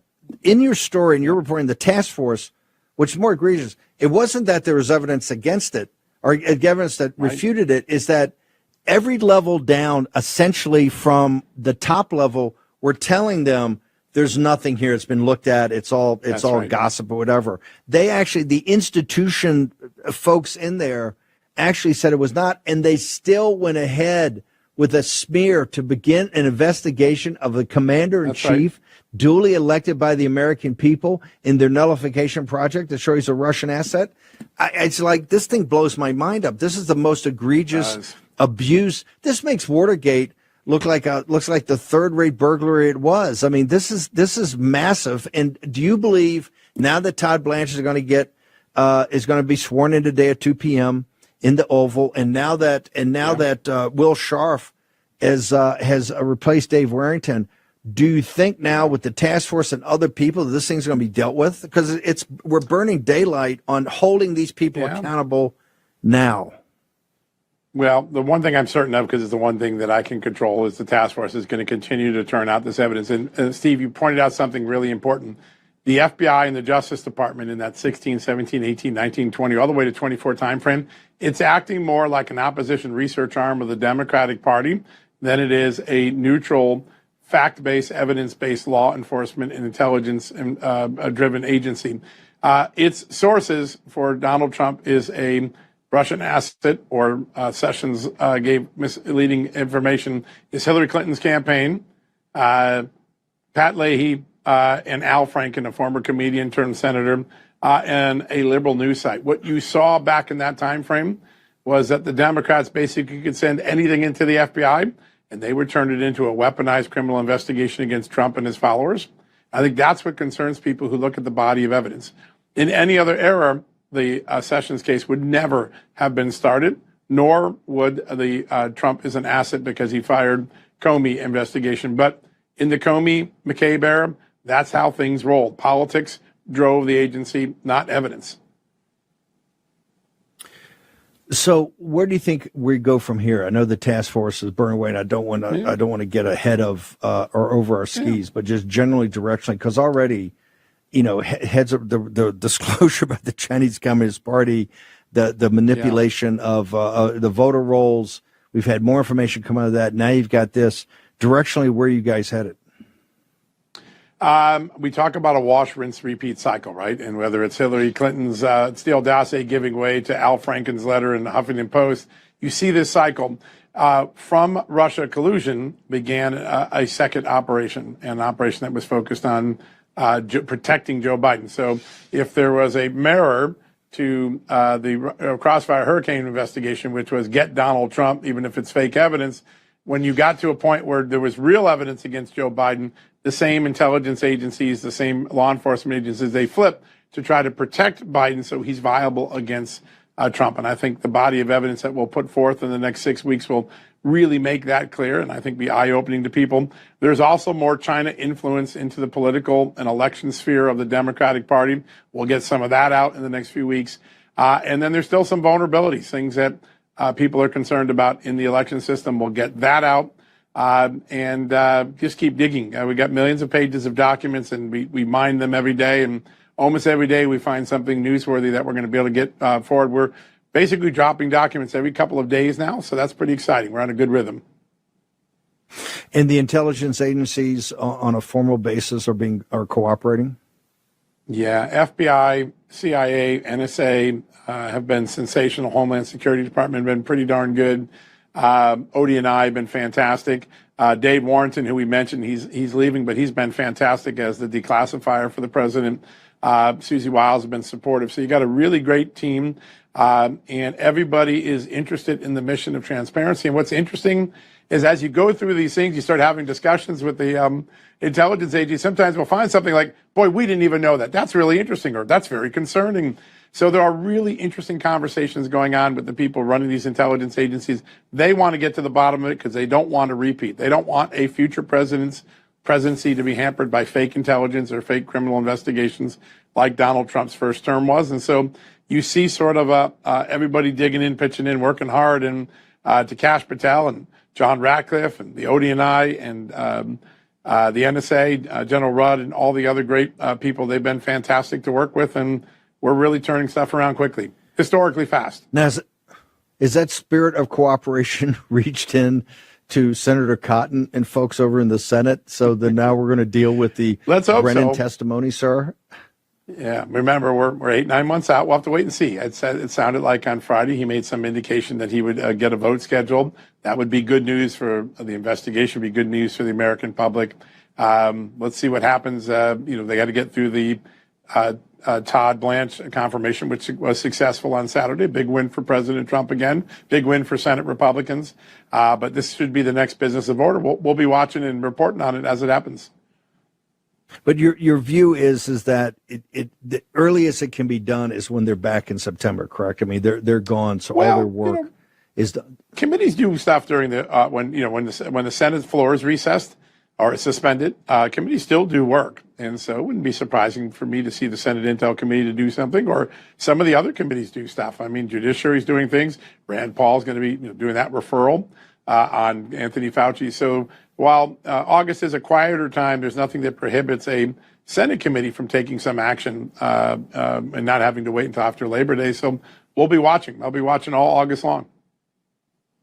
John Solomon, where do people go to get all your content, sir? Because it's coming fast and furious. Well, first off, for the task force, everything gets put up on the White House website. Very proud of that, whitehouse.gov. Our own reporting's at justthenews.com. My own social media is at J. Solomon Reports. And every day at 6 o'clock, I'm lucky to follow the great Steve Bannon with the Just the News, no noise television show here on Real America's Voice.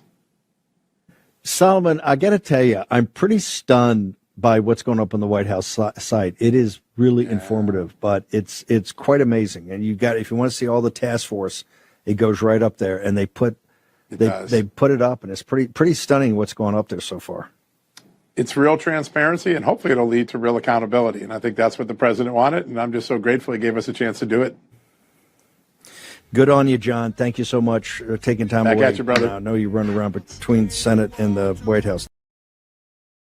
What I'm going to talk about today, which is an unprecedented release of documents that indicate a coup that was attempted while President Trump was a sitting president. Today, I'm referencing an article I did. It appeared, and thank you, the New York Post. The broad focus here is that President Trump has tasked people like John Solomon and Bill Pulte to dig in and find all of the classified documents and buried documents that basically bear on two things. One, the weaponization of the justice system that tried to put President Trump in prison for 700 years. Let us not forget, they tried to do that. And also the issues of election integrity. So just in the past couple of weeks, we've had drops on the White House site on China's influence on the election, Maricopa County. We've had what I'm going to talk about today, which is an unprecedented release of documents that indicate a coup that was attempted while President Trump was a sitting president. So let me walk you through the New York Post article and these previously unreleased documents. And I'll take you back first to 2016 when the campaign of Hillary Clinton hired Christopher Steele to do a phony dossier that became the fodder for Crossfire Hurricane, which was an investigation of whether the President Trump was somehow a captive of Putin's Russia. It's just an absurd kind of thing. What's interesting about that initial investigation was that it didn't touch the president directly. It focused on his associates like Carter Page, on George Papadopoulos, Mike Flynn, and so on. What we find this week with these documents that were released here, I'm going to walk you through this, starts on May 16th, 2021. May 16th, 2021. We're 5 months into the presidency of Donald John Trump, and the FBI, America's FBI, opens an investigation of a sitting president on the question of whether that president is controlled by Putin's Russia. May 16th, 2021. Now, we've heard that anecdotally. What we didn't have is the underlying documents, the arguments, and the chain of command, and we've got that now. So how did this start? It started with a guy named Bill Priestap, who was the acting director or the assistant director of counterintelligence, consulting with James Baker, the general counsel. Based on that, they issue a communication on May 16th that has Rod Rosenstein basically opening, and I want to make sure I get this detail right. Acting FBI Director Andrew McCabe personally notified Acting Attorney General Rod Rosenstein to open the investigation. Okay? Now, what's important is that had a predicate that had been established, and what we know about that predicate, which we did not know before, but based on these now declassified documents, that the people involved with that 2016 Crossfire Hurricane operation still going. Two people, including FBI agents at the time, Peter Strzok and Lisa Page, the so-called lovers, they contributed in somehow information to what Priestap did to lay the predicate. And one of the things I'm calling for is getting more information on those particular documents, because they did not name who did that predicate. Now, James Comey's in the mix too. By the time May 16th rolled around, he had been fired, but they used Comey as a witness and used his firing to make an argument that somehow his firing had something to do with obstructing the Russia probe, which was, we now know that was totally false as well. And then if you go one step deeper at the agent level, you've got a guy named Stephen Soma.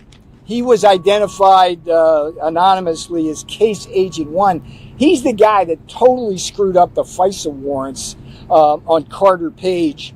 There's another guy, Joseph Pienka, and then there's a guy who's very special to me in the worst kind of way, Walter Giardino. Walter Giardino. These are all FBI agents. Giardino was the guy who did that circus arrest of me and my beautiful wife at Reagan Airport, when they could have just asked me to report down for the arrest. They made it a big circus. But what's important about Giardina is that I call him the Forrest Gump of the weaponized justice system, because he was involved not just in Crossfire Hurricane, but in other operations like Crimson River, Arctic Frost. Everywhere you see his footprints. And so what we have here is a very clear case of an FBI out of control. We need to look at all of the documents now. They have to be unredacted. That's the next step that has to take place. And these people need to be held to account, because this was nothing more than an attempted coup d'etat. They couldn't stop his election. That was pure election interference prior to the 2016 election. But they didn't quit. They didn't stop. They kept going after him. And as we know from the Mueller report, there was nothing there. The Russia hoax was indeed a hoax. So I want everybody out there in America to understand that FBI, under the control of deep state people inside there, did totally outside the box, irresponsible things that in my judgment constitute treason and an attempted coup. They need to be held accountable. I'm calling for Senator Chuck Grassley's committee. He's doing a great job. He needs to get these people subpoenaed immediately. And Jim Jordan, who's not doing a good job, I don't know what Jim's doing over at the House Judiciary Committee, but he's certainly not digging deep on the weaponization or the election fraud. He needs to get off the wrestling mat and get on the thing. So with that, I'll take a few questions. Please do me a favor. Hang on. We'll do this. Okay, be patient.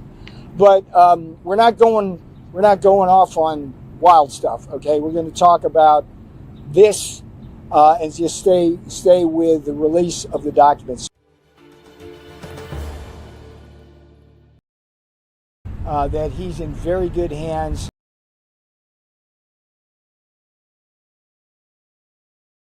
That basically very focused in my remarks today. I'm referencing an article I did. It appeared in, thank you, the New York Post. Whenever I talk to the president or not talk to the president, that's not for after him. And as we know from the Mueller report. There,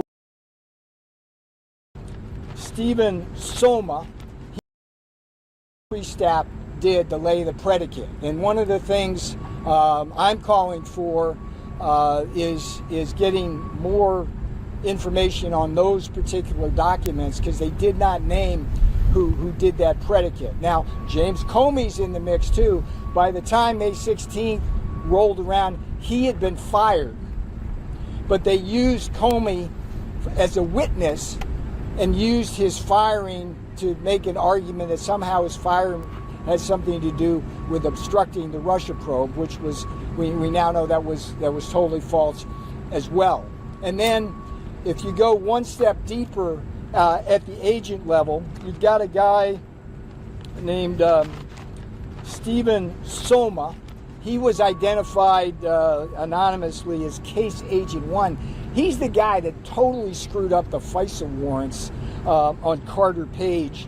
There's another guy, Joseph Pienka, and then there's a guy who's very special to me in the worst kind of way, Walter Giardino. Walter Giardino. These are all FBI agents. Giardino was the guy who did that circus arrest of me and my beautiful wife at Reagan Airport, when they could have just asked me to report down for the arrest. They made it a big circus. But what's important about Giardina is that I call him the Forrest Gump of the weaponized justice system, because he was involved not just in Crossfire Hurricane, but in other operations like Crimson River, Arctic Frost.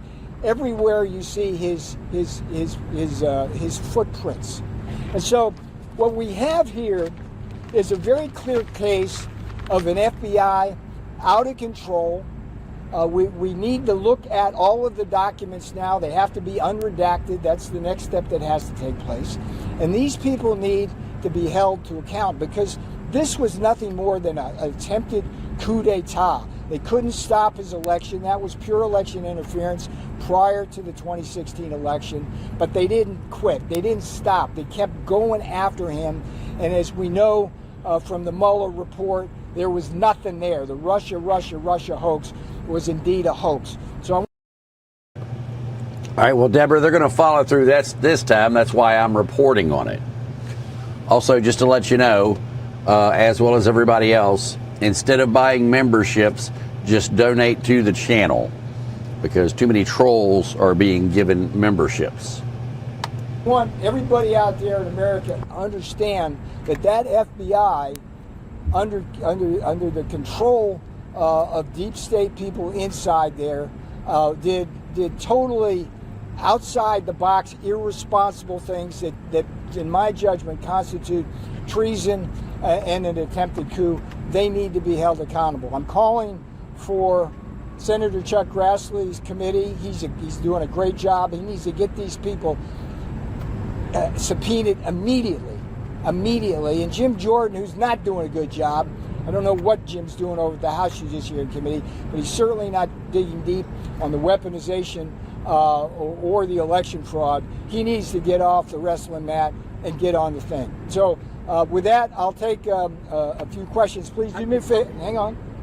We'll do this. Okay, be patient. But we're not going off on wild stuff. Okay, we're going to talk about this and just stay with the release of the documents. So we'll go to you, sir. Have you spoken to the president about these findings, and has he asked you to spread the word? Executive privilege. Okay, and just as a rule, whenever I talk to the president or not talk to the president, that's not for public consumption. I can tell you that if you just simply look at the president's statements, he wants, as Steve Bannon says, action, action, action. We're, 16 months into this administration, and we really haven't seen anybody short of Dr.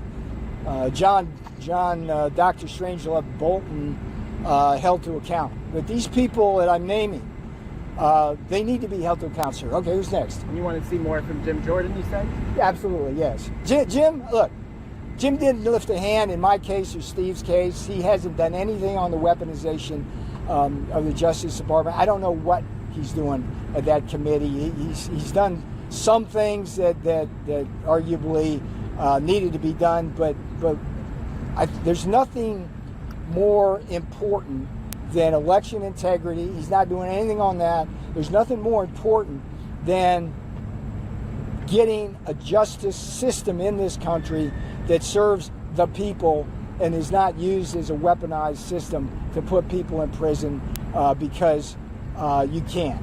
Yes, ma'am. Talk about specific expectations from you and the president to the new attorney general. No. I was honored to be at the closed swearing in yesterday. I consider Todd Blanche to be one of the finest individuals, personally and professionally, I ever met, and I can say that he's in very good hands, and we're going to see great things from Todd Blanche. Next question. Yes, ma'am. Can I ask a question on the economy, sir? But let's do this first, and then I'll come back to it. Yes, ma'am. Who specifically do you think Congress should call in for sworn testimony, and what specific questions that still need answers do you think they should prioritize? Well, I'd start with Priestap, because he's the guy who set out the opening communication. So you can go from Priestap and back to the predicate that came from, we don't know who. We need to identify that, but Page and Strzok were part of the operation where that came from. And then you just run down the line. I mean, I think subpoenas should go out to everybody I named, every single person that I named on that list. Yes, sir. Is there anything in the newly released documents that shows any sort of political motivation here? Is there any evidence that these folks knew these allegations were, I guess, a hoax in your words, but went ahead with the investigation anywhere? Is there any concrete evidence of that? Yes, absolutely. We know Page and Strzok had a pact to make sure that President Donald Trump would never get elected, and they were fruit of the poison tree, right? Remember what I'm telling you, sir. The predicate, in the law, when you lay the predicate, that everything else follows from that. Yeah, guys, anytime you're making a donation, yes, do it as a super chat. That's a great way to do it. It drive engagement. If you got questions, put them in a super chat. Let's see how that works. Who's got $1 for a question? Predicate came from the Crossfire Hurricane operation, which Page and Strzok were really important parts of. And I think it's pretty common knowledge that everybody I mentioned there is hardly a rabid Republican Trump supporter. Those people have clear biases that are reflected in a FBI that through the Biden years really exposed itself. I mean, sir, they hid this stuff, okay? They sat on this stuff. And why? And now we got it out. Okay, what else? Yes, sir. I have one question on the economy that I can ask in a moment. Yeah, on the stay on this. DOJ, you mentioned the weaponization. I know you said you don't want to hear her name, but do you believe the president should fire U.S. Attorney Janine Pirro? That's always up. It's always up to the president. That's not my lane. Do you have as an they opinion say. about her staying in as U.S. Attorney? I do not. No. Yes, ma'am. It's a foreign policy. Okay. Well, any weaponization? I guess what unanswered questions do you still have? You mentioned a name being redacted. That seems sort of. Well, okay. Let's see. Let's first of all, I want to know who laid that predicate. Okay, because they don't identify the person when Priestap does his opening communication, which you can read. Just go to the WhiteHouseIntegrity.gov. WhiteHouseIntegrity.gov. You can find all this stuff. You go there, and he cites an unnamed person or persons, and we need to know who that is. And it may well be Page and Strzok, and if it's Page and Strzok, that's even worse because we know that they had a biased agenda. The Inspector General said that right in the Inspector General's report. Okay. What's my prediction concerning this stuff? That the gloves are going to come off as soon as the election is over. Okay, so let's shift gears now. We'll do a little economy. Yes, ma'am? Yes. I was wondering if you could talk about what kind of briefings and information the president is getting on the economy that's basically leading to him constantly talking about it being a golden age, an A-plus economy, even though a lot of Americans seem to be feeling the pinch, are frustrated and expressing. Well, let me push back a little bit. I mean, the president on down, whether it's Scotty or Kevin, myself, Howard Lutnick, Jameson Greer, we all understand that we're grappling with inflation and problems that are creating hardship for Americans. We understand that, okay? But we also understand that the media is doing a very, very poor job in reporting the really strong efforts we have been making and showing fruits on implementing basically the Trumpnomics policies that we did very well in the first term, and we're doing even better this time. So I would urge you all, if you're on the economics beat, to follow my columns in Real Clear Markets. Every time a major report comes out, I have a column up there. I also have videos on this. But if you simply walk through the policies first, if you look at, for example, tax policy, the relevant one here is the big beautiful bill, 100% expensing of building factories here.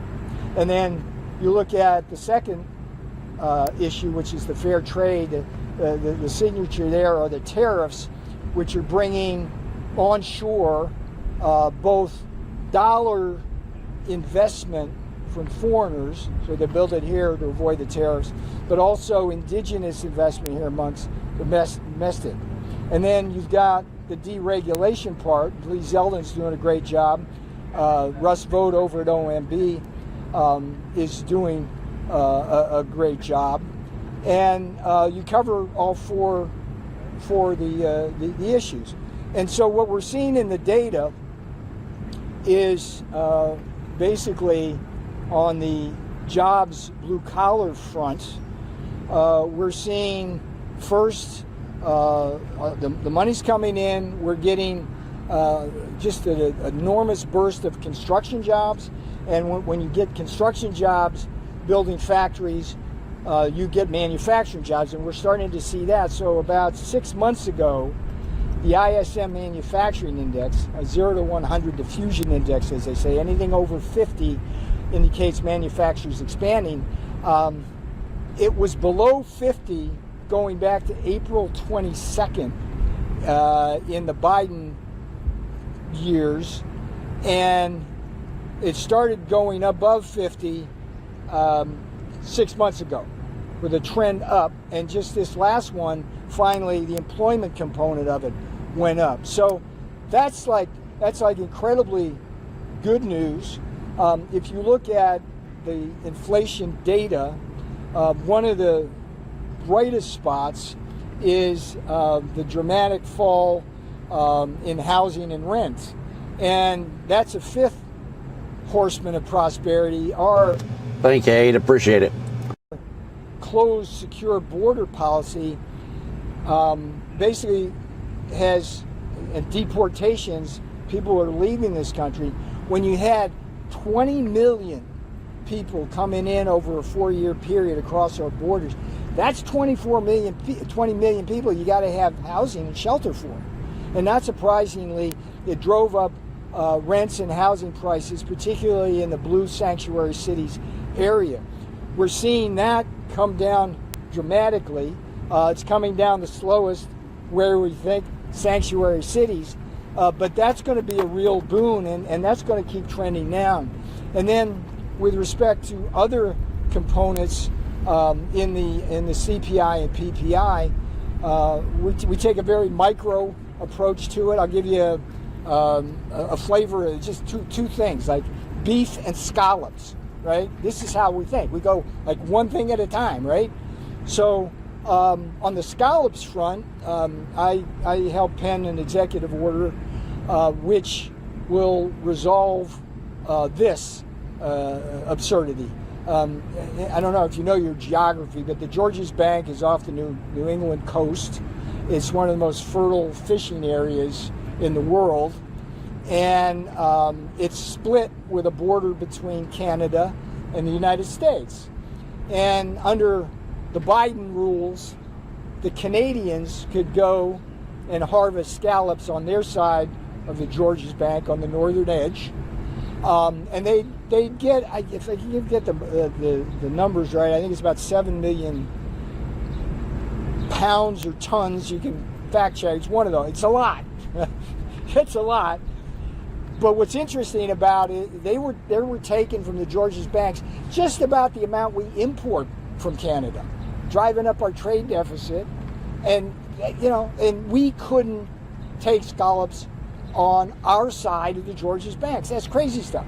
So what the executive order does is set in motion a process where we're working with the Department of Commerce, which is and NOAA, which is in charge of all that, and the New England Fisheries Council and all that, and we're going to go forward in a very environmentally secure way, and Americans are going to get millions more scallops, and prices will go down. That's how we do it. Now let me give you the cattle thing, because that's the hard one. We've done really well getting chicken prices down, egg prices down, and all of that. The problem with cattle is that we're in a global shortage of cattle and therefore beef. So we're fighting against not just a national trend, but a macro global trend. But one of the things that the Biden regime did, they actually had a war on cattle and red meat. Okay, and it shows up in actual government documents.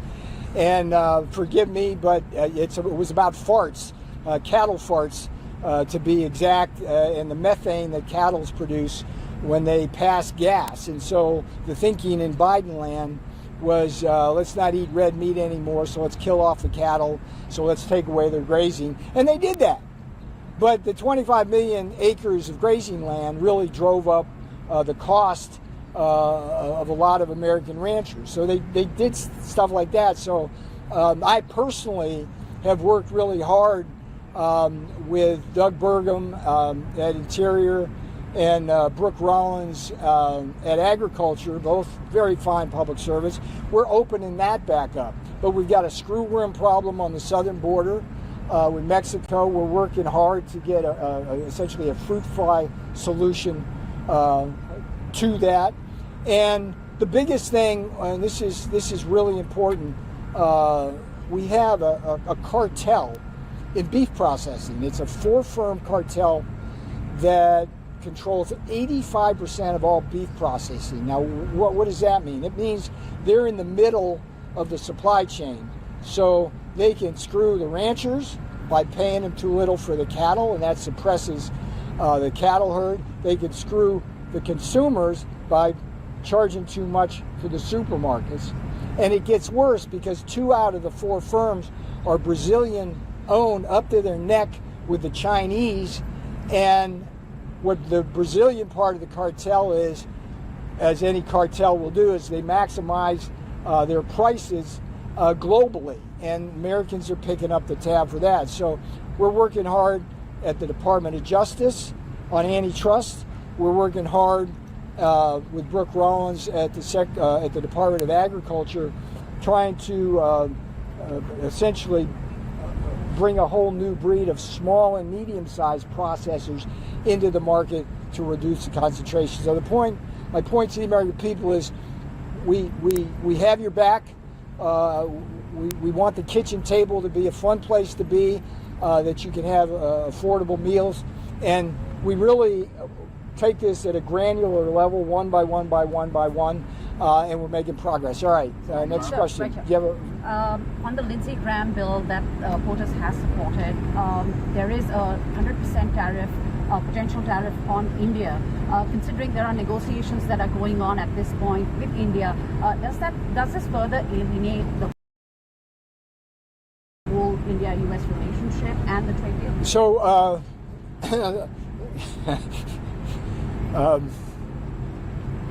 I just might as well say this.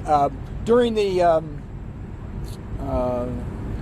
as the Ukraine-Russia war has gone on, I guess 6 to 8 months ago, I think I wrote an op-ed in the Financial Times, which absolutely factually correctly pointed out that prior to the Russian invasion of Ukraine, India was not involved in the oil trade with Russia, but afterwards it got heavily involved and was selling a lot of refined products on behalf of Russia, which help feed the war machine. And that issue has been resolved. Maybe I had a little bit to do with that op-ed, but I can tell you I got actually firebombed by the Indian continent on the internet with all sorts of nasty little attacks. And all I would say to you, don't do that. That's not how we resolve problems here in America. With respect to your question, the president and your prime minister have a very good working relationship. They are going to work that out amongst themselves, and it's not for me and a gaggle to get between that. All right, yes, sir. Mr. Navarro, the president has said many times that he wanted to cut all trade with Spain after several complaints. Do you know anything about that? Again, I'm not. Yeah, I when I come out to you, I come with very specific things and news that I can talk about. So let's just leave it at that. I think I've given you a lot of things to think about. On the tariff what's that? On the tariff refunds? Let's go here. Again, on this is the last one. He went to prison for no reason. If the House passes the sanctions bill, would the president be... Again, you don't do that. Don't ask me those kinds of hypothetical if what the president's going to do. I don't do that, okay? What I do is bring you really good fact-based stuff to write really good stories. So go write some good stories, okay? Take care. Right? Well, it's up there. It's a lot of interviews. You've done a great job. You have a wonderful audience, so I don't mind doing them at all. You know, the big problem is I always say on my show that you are a guy who gets more accomplished in a week than the typical president does in 8 years. And I rattle off all your accomplishments every week. But that's me, and my listeners and my viewers know what you do because I tell them. But the mainstream media doesn't tell anybody about any of the great things that you do. And that's the problem. People don't know. Well, it's a shame, actually. I mean, if you look at Washington, D.C., just as an example, I just saw a report came out from a liberal group saying that sending in the National Guard had no impact on crime. And yet Washington, D.C. went from the worst city in the whole country, just about, to the best city in the whole country. And I have to listen to this stuff, and it just makes you furious. You know, it just makes you furious. Stupid people. And they write a report, and Washington, D.C. is booming. Nobody was going before. When I got here, the restaurants were closed. The place was a disaster. And now it's if you're a restaurateur, you can't even get a restaurant. People can't get into restaurants. It's bustling. The crime rate went down 78%. More than that, actually. You know, we get crummy reports from these people. And but think of that. A report comes out that Washington went from the most unsafe city just about in the whole country to one of the safest cities in the country, maybe the safest. And I have to listen to a report that sending in the National Guard had no impact. The whole thing is crazy. And I'm a witness, by the way, because I came to visit you. My wife, Cindy, and I were at the Oval Office with you. And I came two other times, once for our mutual friend Lee Lipton when he became ambassador to the Philippines. And so I've been into Washington 3 times in the last few months. And it used to be homeless everywhere, scary at night, and we had no fear. There were no homeless. We were out at night walking. You changed everything, but the media we moved 5,000 people out. So remember, we had career criminals and hardened criminals and people that were allowed into our country by Biden. And, you know, the open border disaster where anybody, they didn't do any check.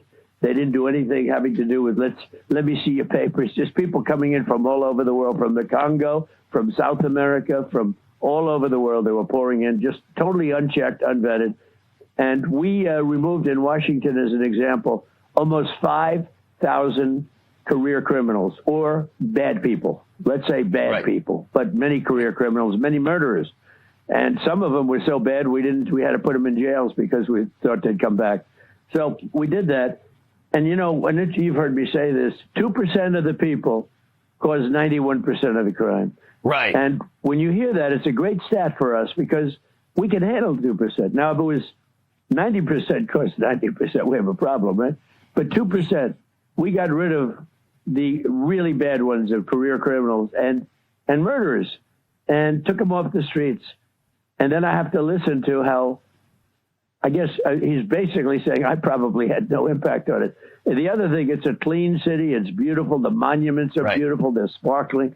You know, we turned on 38 fountains that were turned off for years, for decades. They were graffiti ridden, the weeds growing into them, and they're all operating now. It's been an amazing miracle. We're changing the grass in the parks. You know, people laugh, oh, he's changing the grass that's a big deal. It's a big deal. The grass, grass has lives just like people have lives. And this grass has been there for like 50, 60 years. And we're doing a job. This place looks so beautiful. I did it in Memphis too, by the way. You know, the people living in Memphis will tell you, you go there. And I did it in New Orleans. I got a call from Jeff Landry, a great governor, and he said, we need help. And I did it in New Orleans. New Orleans is down 50, 60% already. Memphis is down more than that. And if they called me in Chicago, I'd do it there, and I'd do it in New York and Los Angeles very easily. But we have to be called. Yeah, well, they're not going to call you in New York, L.A. No, Chicago. they don't. You and I both know that. You got to see Chicago's like a killing field. He doesn't call. And there you have the problem. I mean, there you have the problem, President. What I see is literally a communist color revolution taking over the biggest cities in America, and it's really a merger. This is the big problem. It's a merger between communism and radical Islam. That's the Democrat Socialists of America. They hate Jews. They hate Israel. They hate America. Yep. They hate white people. How can this be happening in the United States? Never in my life have I seen anything like this. The biggest change I've seen over the last 10, 15 years is what's happened to Israel and Jewish people. The level of they had a very powerful lobby. I would say you go back 20, 25 years ago, they had the most powerful lobby in Washington. Now everyone is, just large numbers of them. If you look at the House, you look at it's the Democrats, but you look at the Democrats in the House, look at guys like Schumer. He's become virtually a Palestinian. And you look at what's happened there, it's pretty amazing, actually. I've never seen anything like it. All right, so we've gone over all these problems. Let me give you one more problem, then we'll get to some solutions. But the other problem I see is the insurrectionist judges. I think that's the heart of this communist color revolution. They decided once you won for this term, right? Communist judges are stopping you, blocking you. Yep, they'd stop everything I do, and we've done well generally on appeal. It's very sad with the athletes, with what happened. They had a radical left lunatic judge who knew nothing about sports and basically declared sports in America unconstitutional. And they didn't appeal it. If they would have appealed it, I'm sure the Supreme Court, and now, college sports is a mess because they didn't appeal a bad judge's decision, a judge that knew nothing about sports. That was a beautiful system with, scholarships and everything. It took 125 years to build it, by little pieces. Women were taken care of. The fencing teams were taken care of, meaning teams that would normally be, have trouble. Everybody was taken care of. And now what happens is it's a disaster. I mean, I think Penn State announced a $500 million loss, $500 million in athletics. They're paying a young quarterback, like not them, a lot of people, $12 million. He's 17 years old. Who they don't know if he's any good, but he's got a strong arm. The whole thing is crazy. And they didn't appeal. The NCAA should have appealed. That's the former governor of Massachusetts. Should have appealed, would have been an easy win. Instead, they're trying to piece a deal together to try and save college sports. And by the way, to save colleges, because colleges can't afford to lose that kind of money. Right. But again, I'm more worried about the open border, which you have sealed, you have secured. Yep. It's in the best shape in history. The border is not our problem. It's a lot of other countries. But when you see the Supreme Court ruling that birthright citizenship is wonderful and fine and dandy, it's and that's our Supreme Court. Yep. Republicans supposedly lead 6-3. That ruling will cost us trillions of dollars over the years. Right. Trillions of dollars over the years. And we'll have people coming into the country that you don't want. Now it's a very, very sad ruling. We're piecing together some things you saw last week. I put together two elements that will take care. They're shopping citizenship now. They're making a fortune. They're shopping it using birthright. So this is so I hope I ended it, but somebody will appeal it to a liberal court, and you get thrown out and they laugh at you. Well, this is a good. That was a horrible decision. This is a good opportunity. Was a horrible decision too, by the way. But President, this is a good opportunity. But the tariff decision, it was an easier way, but the tariff, was an easier route to get to where you want to be. But fortunately, I have other ways of doing it, and that's one of the reasons our stock market is through the roof. Well, not only the stock market through the roof, but let me tell you some things that the average person has no clue about. I just saw yesterday that since you became president, 1.7 million new jobs for American-born citizens, but we reduced foreign-born jobs by 1.3 million. That's a fabulous dichotomy. Americans get jobs, foreigners don't. Nobody's ever heard of that number before. It's never been that way, and it's amazing. We're getting Americans jobs. No, it's never happened before. Well, you get the credit. And let me mention one more that you should start crowing about. My buddy Kip Herridge is one of the best economists in the country. He says no one has ever seen corporate earnings like right now under you. They're up 40% year to year. In the history of America, never have there been corporate earnings and corporate profits, he says, as high as now. Now, that indicates that we're in a very good economy that could explode to a great economy. And they don't say a word about it. Nobody says anything about it. I'd like to be the next president. Because remember, we have right now thousands of factories being built. They're being built, and they'll be opening over the next year and a half.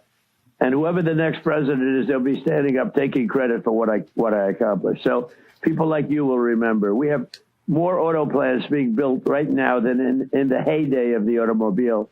We hadn't had an auto plant built in 40 years. 40 years, for many, many years, we hadn't had one auto plant.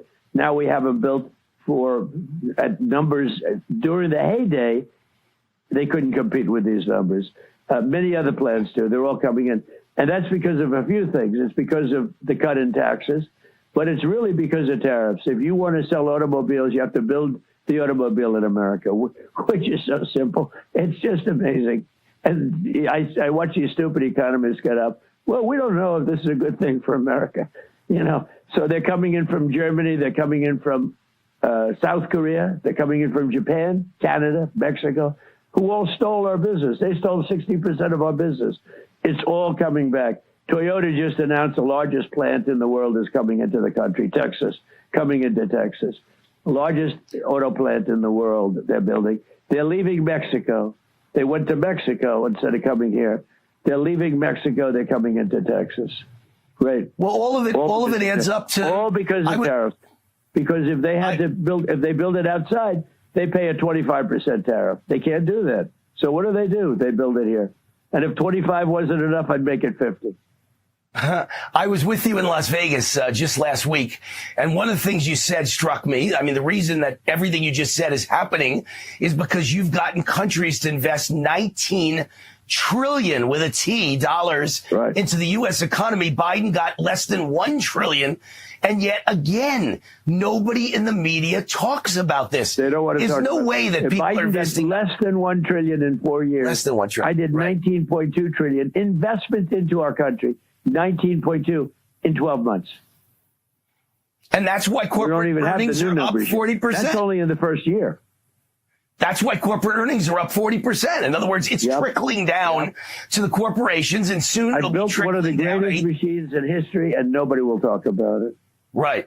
Well, again, remember when Joe Biden was president, things were horrible, and the media claimed everything was great, and they never questioned anything he said. Now that everything's good. What he did to us in so many ways.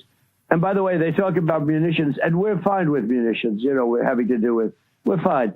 But the reason it would be lower, and we're building them like crazy, but the reason it's low is because he gave $300 billion worth to Ukraine. He gave more. He gave, they never mention that. They never like to mention that. Now, I give to Ukraine also, but they have to pay, meaning the European Union. I don't do Ukraine. I give it to the European Union. They have money, and they pay top dollar. They pay full dollar. I don't want to say top because, I'm not looking to pay top. But they have, we sell munitions, we sell fighters, we sell everything to the European Union, and they do what they want. They give it to Ukraine.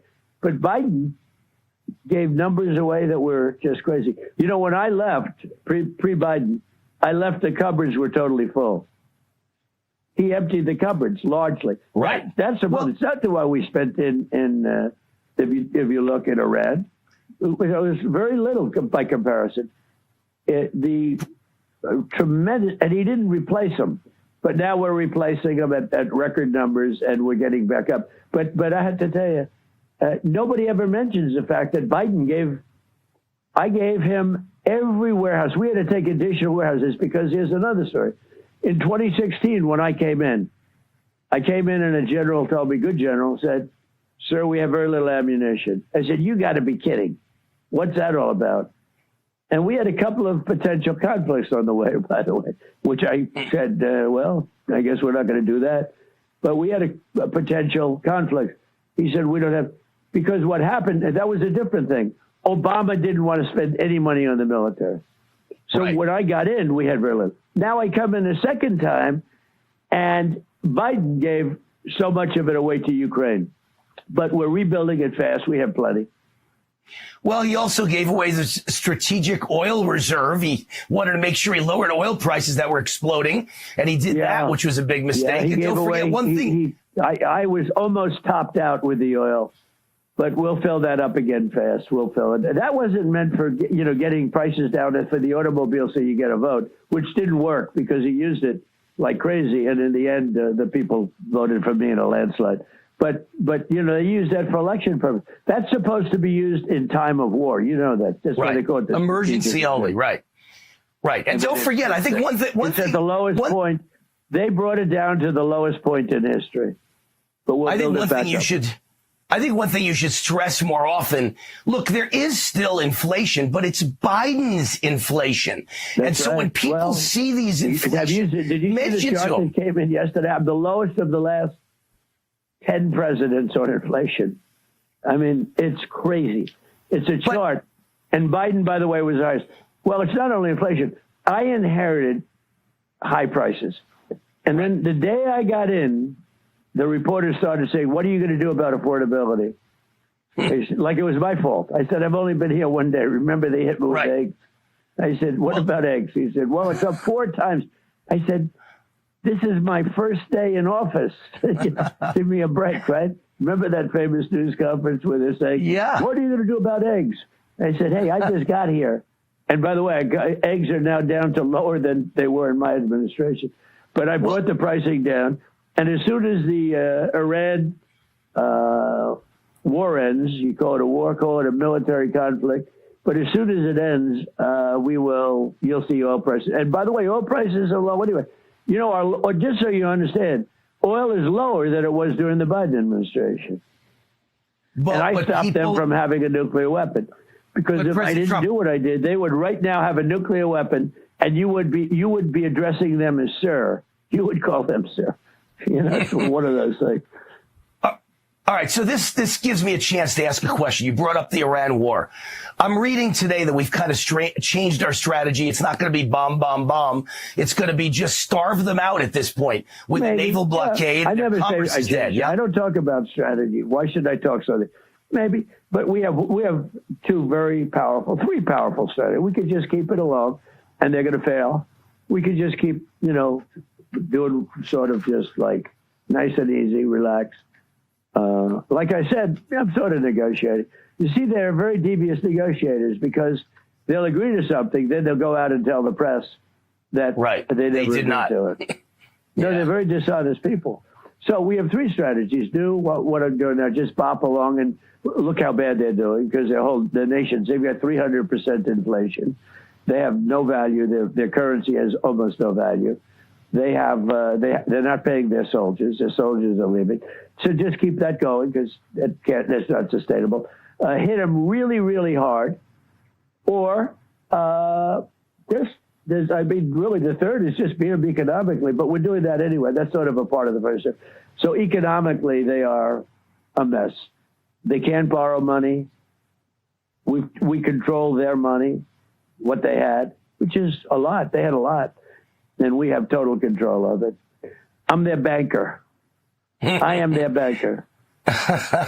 So here we are in September, and the Iran war is still, or conflict is still ongoing. Tell me how we're going to win the midterm. Remember There's this the way. billion-dollar question. I'm in this thing for one primary reason, that Iran cannot have a nuclear weapon. So now they can. Right. You know, I hit them with the B-2s. A very important thing, people, the JCPOA, that's the Obama nuclear disaster, the deal he made. They would have had a nuclear weapon 5 years ago if I didn't terminate that. So that was a big move, but that was in my first administration, which, by the way, had the best economy in the history of any president. Now, my new one, this one, is better, but nobody wants to write about it. This one has a chance to be better than any country ever in the world. Look at how we gained on China. I mean, we are way ahead of China. Nobody thought that was possible. Remember that China was going to catch us in 2018? Because of my first administration, that didn't happen. Then they said by 2020, 2022, well, we are so far ahead. We're leaps and bounds, above everybody. I got rid of the windmill stuff. I got rid of all the environmental crap that was killing, by the way, killing other countries all over the world. You know, the windmills. You know who makes the windmills? China. They don't use them, but they make them. They make them. I said, how many wind plants are in China? They're trying to think. They're looking around. They have 1 or 2 demonstration plants. SoldierFuel.com/challenge and you. Can you get us up to speed on latest drops from the task force, sir? It just happened this morning up at whitehouse.gov. We put the first documents out on an counterintelligence operation called Round River. This is the mirror reverse image of Crossfire Hurricane. So Crossfire Hurricane, they pursued Donald Trump on Democratic fake evidence that he was conspiring with Russia. As soon as that comes to an end, I break the original stories about Hunter Biden in Ukraine. And the FBI and the Intelligence Committee goes into a reverse operation, which is they're going to now neutralize real evidence from their own informants suggesting that Joe Biden and Hunter Biden have a corruption problem in Ukraine. They go into action and they do that. And what they begin doing is they go into there were 14 informants. One of the big headlines of this package that we made public this morning is there were 14 informants in the intelligence community and inside the FBI that were providing derogatory information on Joe Biden during the 2020 election. Some of them had been providing it consistently since 2015. Many of these informants had long trusted relationships with the U.S. government, one going all the way back to 2008. So they're good, long-serving informants. They're long reporting Biden corruption allegations.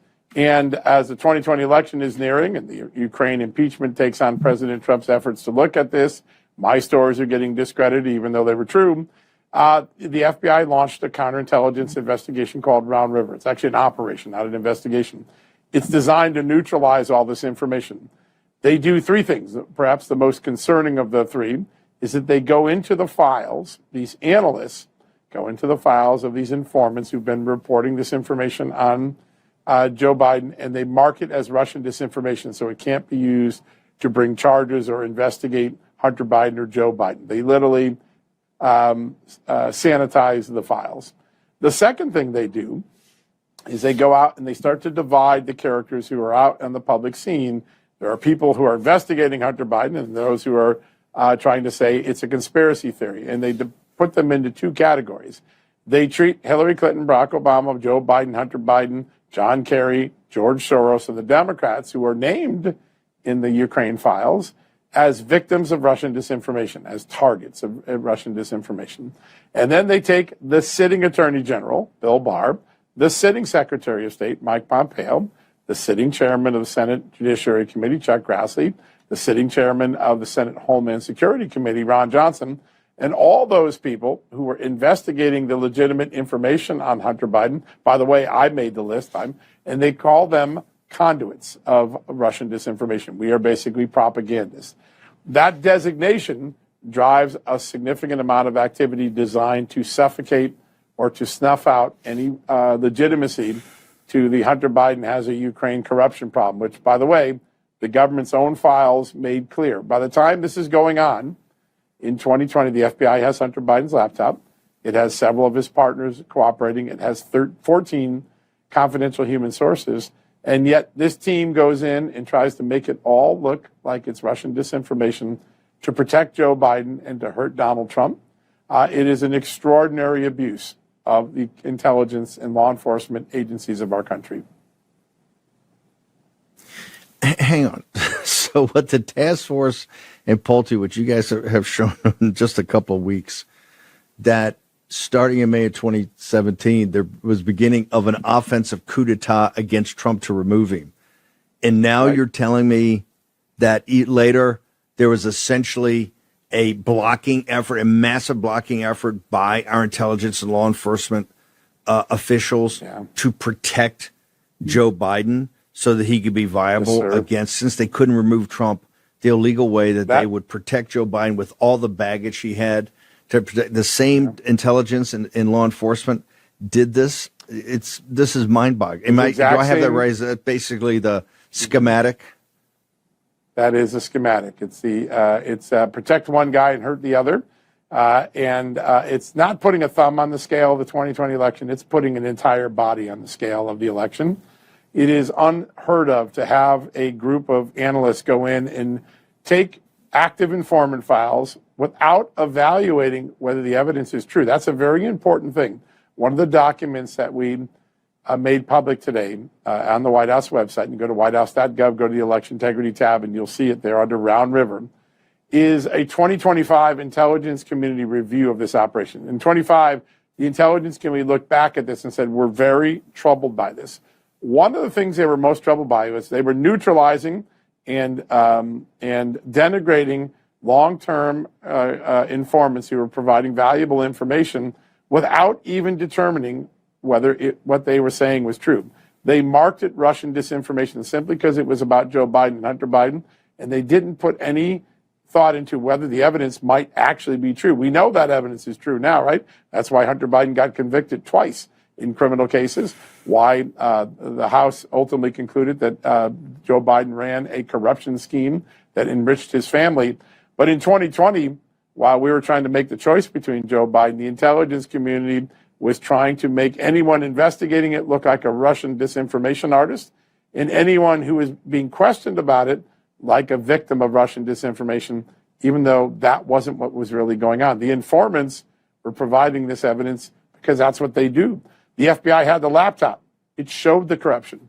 It is really remarkable to see the intelligence community and the FBI behave this way, and it is a large form of election interference. There's no other way to call it. Just two things. Bill Barr and Mike Pompeo, I know they were designated conduits or whatever, but they're in the direct chain of command of the reporting here. They are. Did they actively go and freeze it out? Because isn't that a crime? Isn't that an additional crime? Because Pompeo ran CIA and Bill Barr was the attorney general. They're both in the loop here of chain of command. Did they actively keep this stuff suppressed so that they couldn't see it? One of the things we're looking at, and there's a very important letter that we released today from FBI Director Kash Patel about this. He acknowledges he's troubled by what these initial files show. He's about to turn over tens of thousands of pages to the task force. And what he announced is that there's an ongoing investigation of the FBI personnel who did this Operation Round River to see if they committed any crimes. It's very rare for the FBI to investigate its own people for criminality.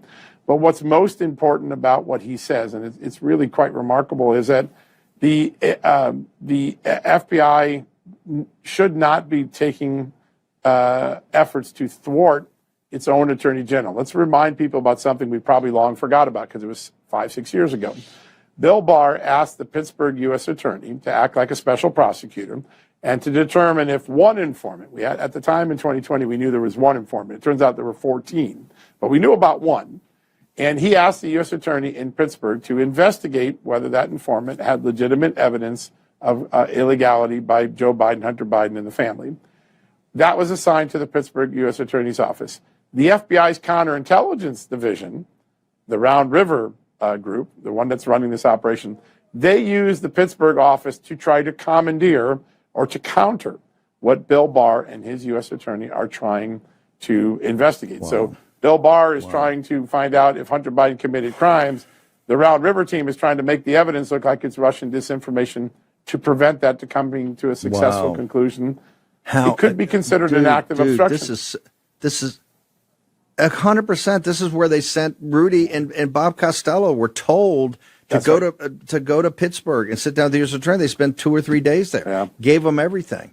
And to know internally, stinks to high heaven. It shows you how corrupt this is. Last thing, John, I know you get a bounce, but Hunter Biden himself is going around and making a number of appearances on podcasts and news things, and he's saying that all of this is just made up. It's from other intelligence services. It's all Russian disinformation, or worse, it's plans from other intelligence services to smear he and his dad. Just any observations on that? We get about 30 seconds. Any observations on that? From Hunter Biden's own emails, he admitted to his lawyers in the spring and summer of 2016 that he had not paid taxes. He had chipped the American taxpayer of taxes on all that money he was getting from Burisma. That is not Russian disinformation. That's his own damn email to his own lawyers. And by the way, the IRS agents made that public. There's nothing disinformation oriented about the allegations against Hunter Biden. They were confirmed. They were just being portrayed that way. That is a travesty because it amounts to election interference. John, where do people go to get all this? It's explosive. Where do they go? WhiteHouse.gov.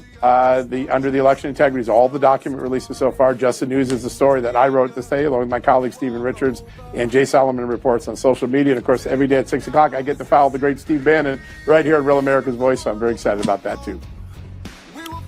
Solomon, you're on fire. Thank you, sir, for spending time with us this morning.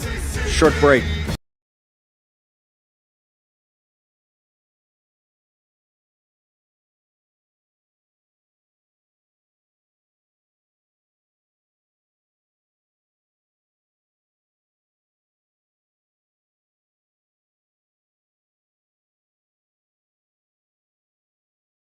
So, folks, we're going to keep breaking it down for you, showing you all the details, giving you all the nitty-gritty and the stuff that nobody else is going to tell you. You got questions, put them in the chat. We're going to take them for a little while. It's a little too cloudy to be looking for the meteor shower here tonight. We've already seen a couple things we can't explain. We can't explain.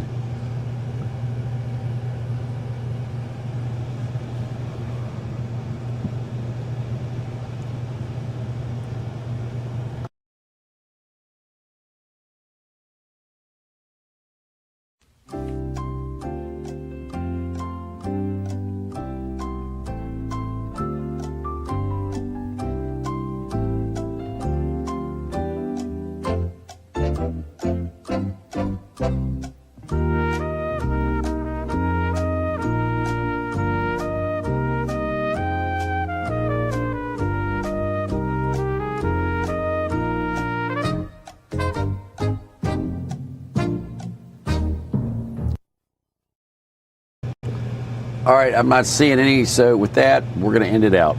Have a great night, everybody.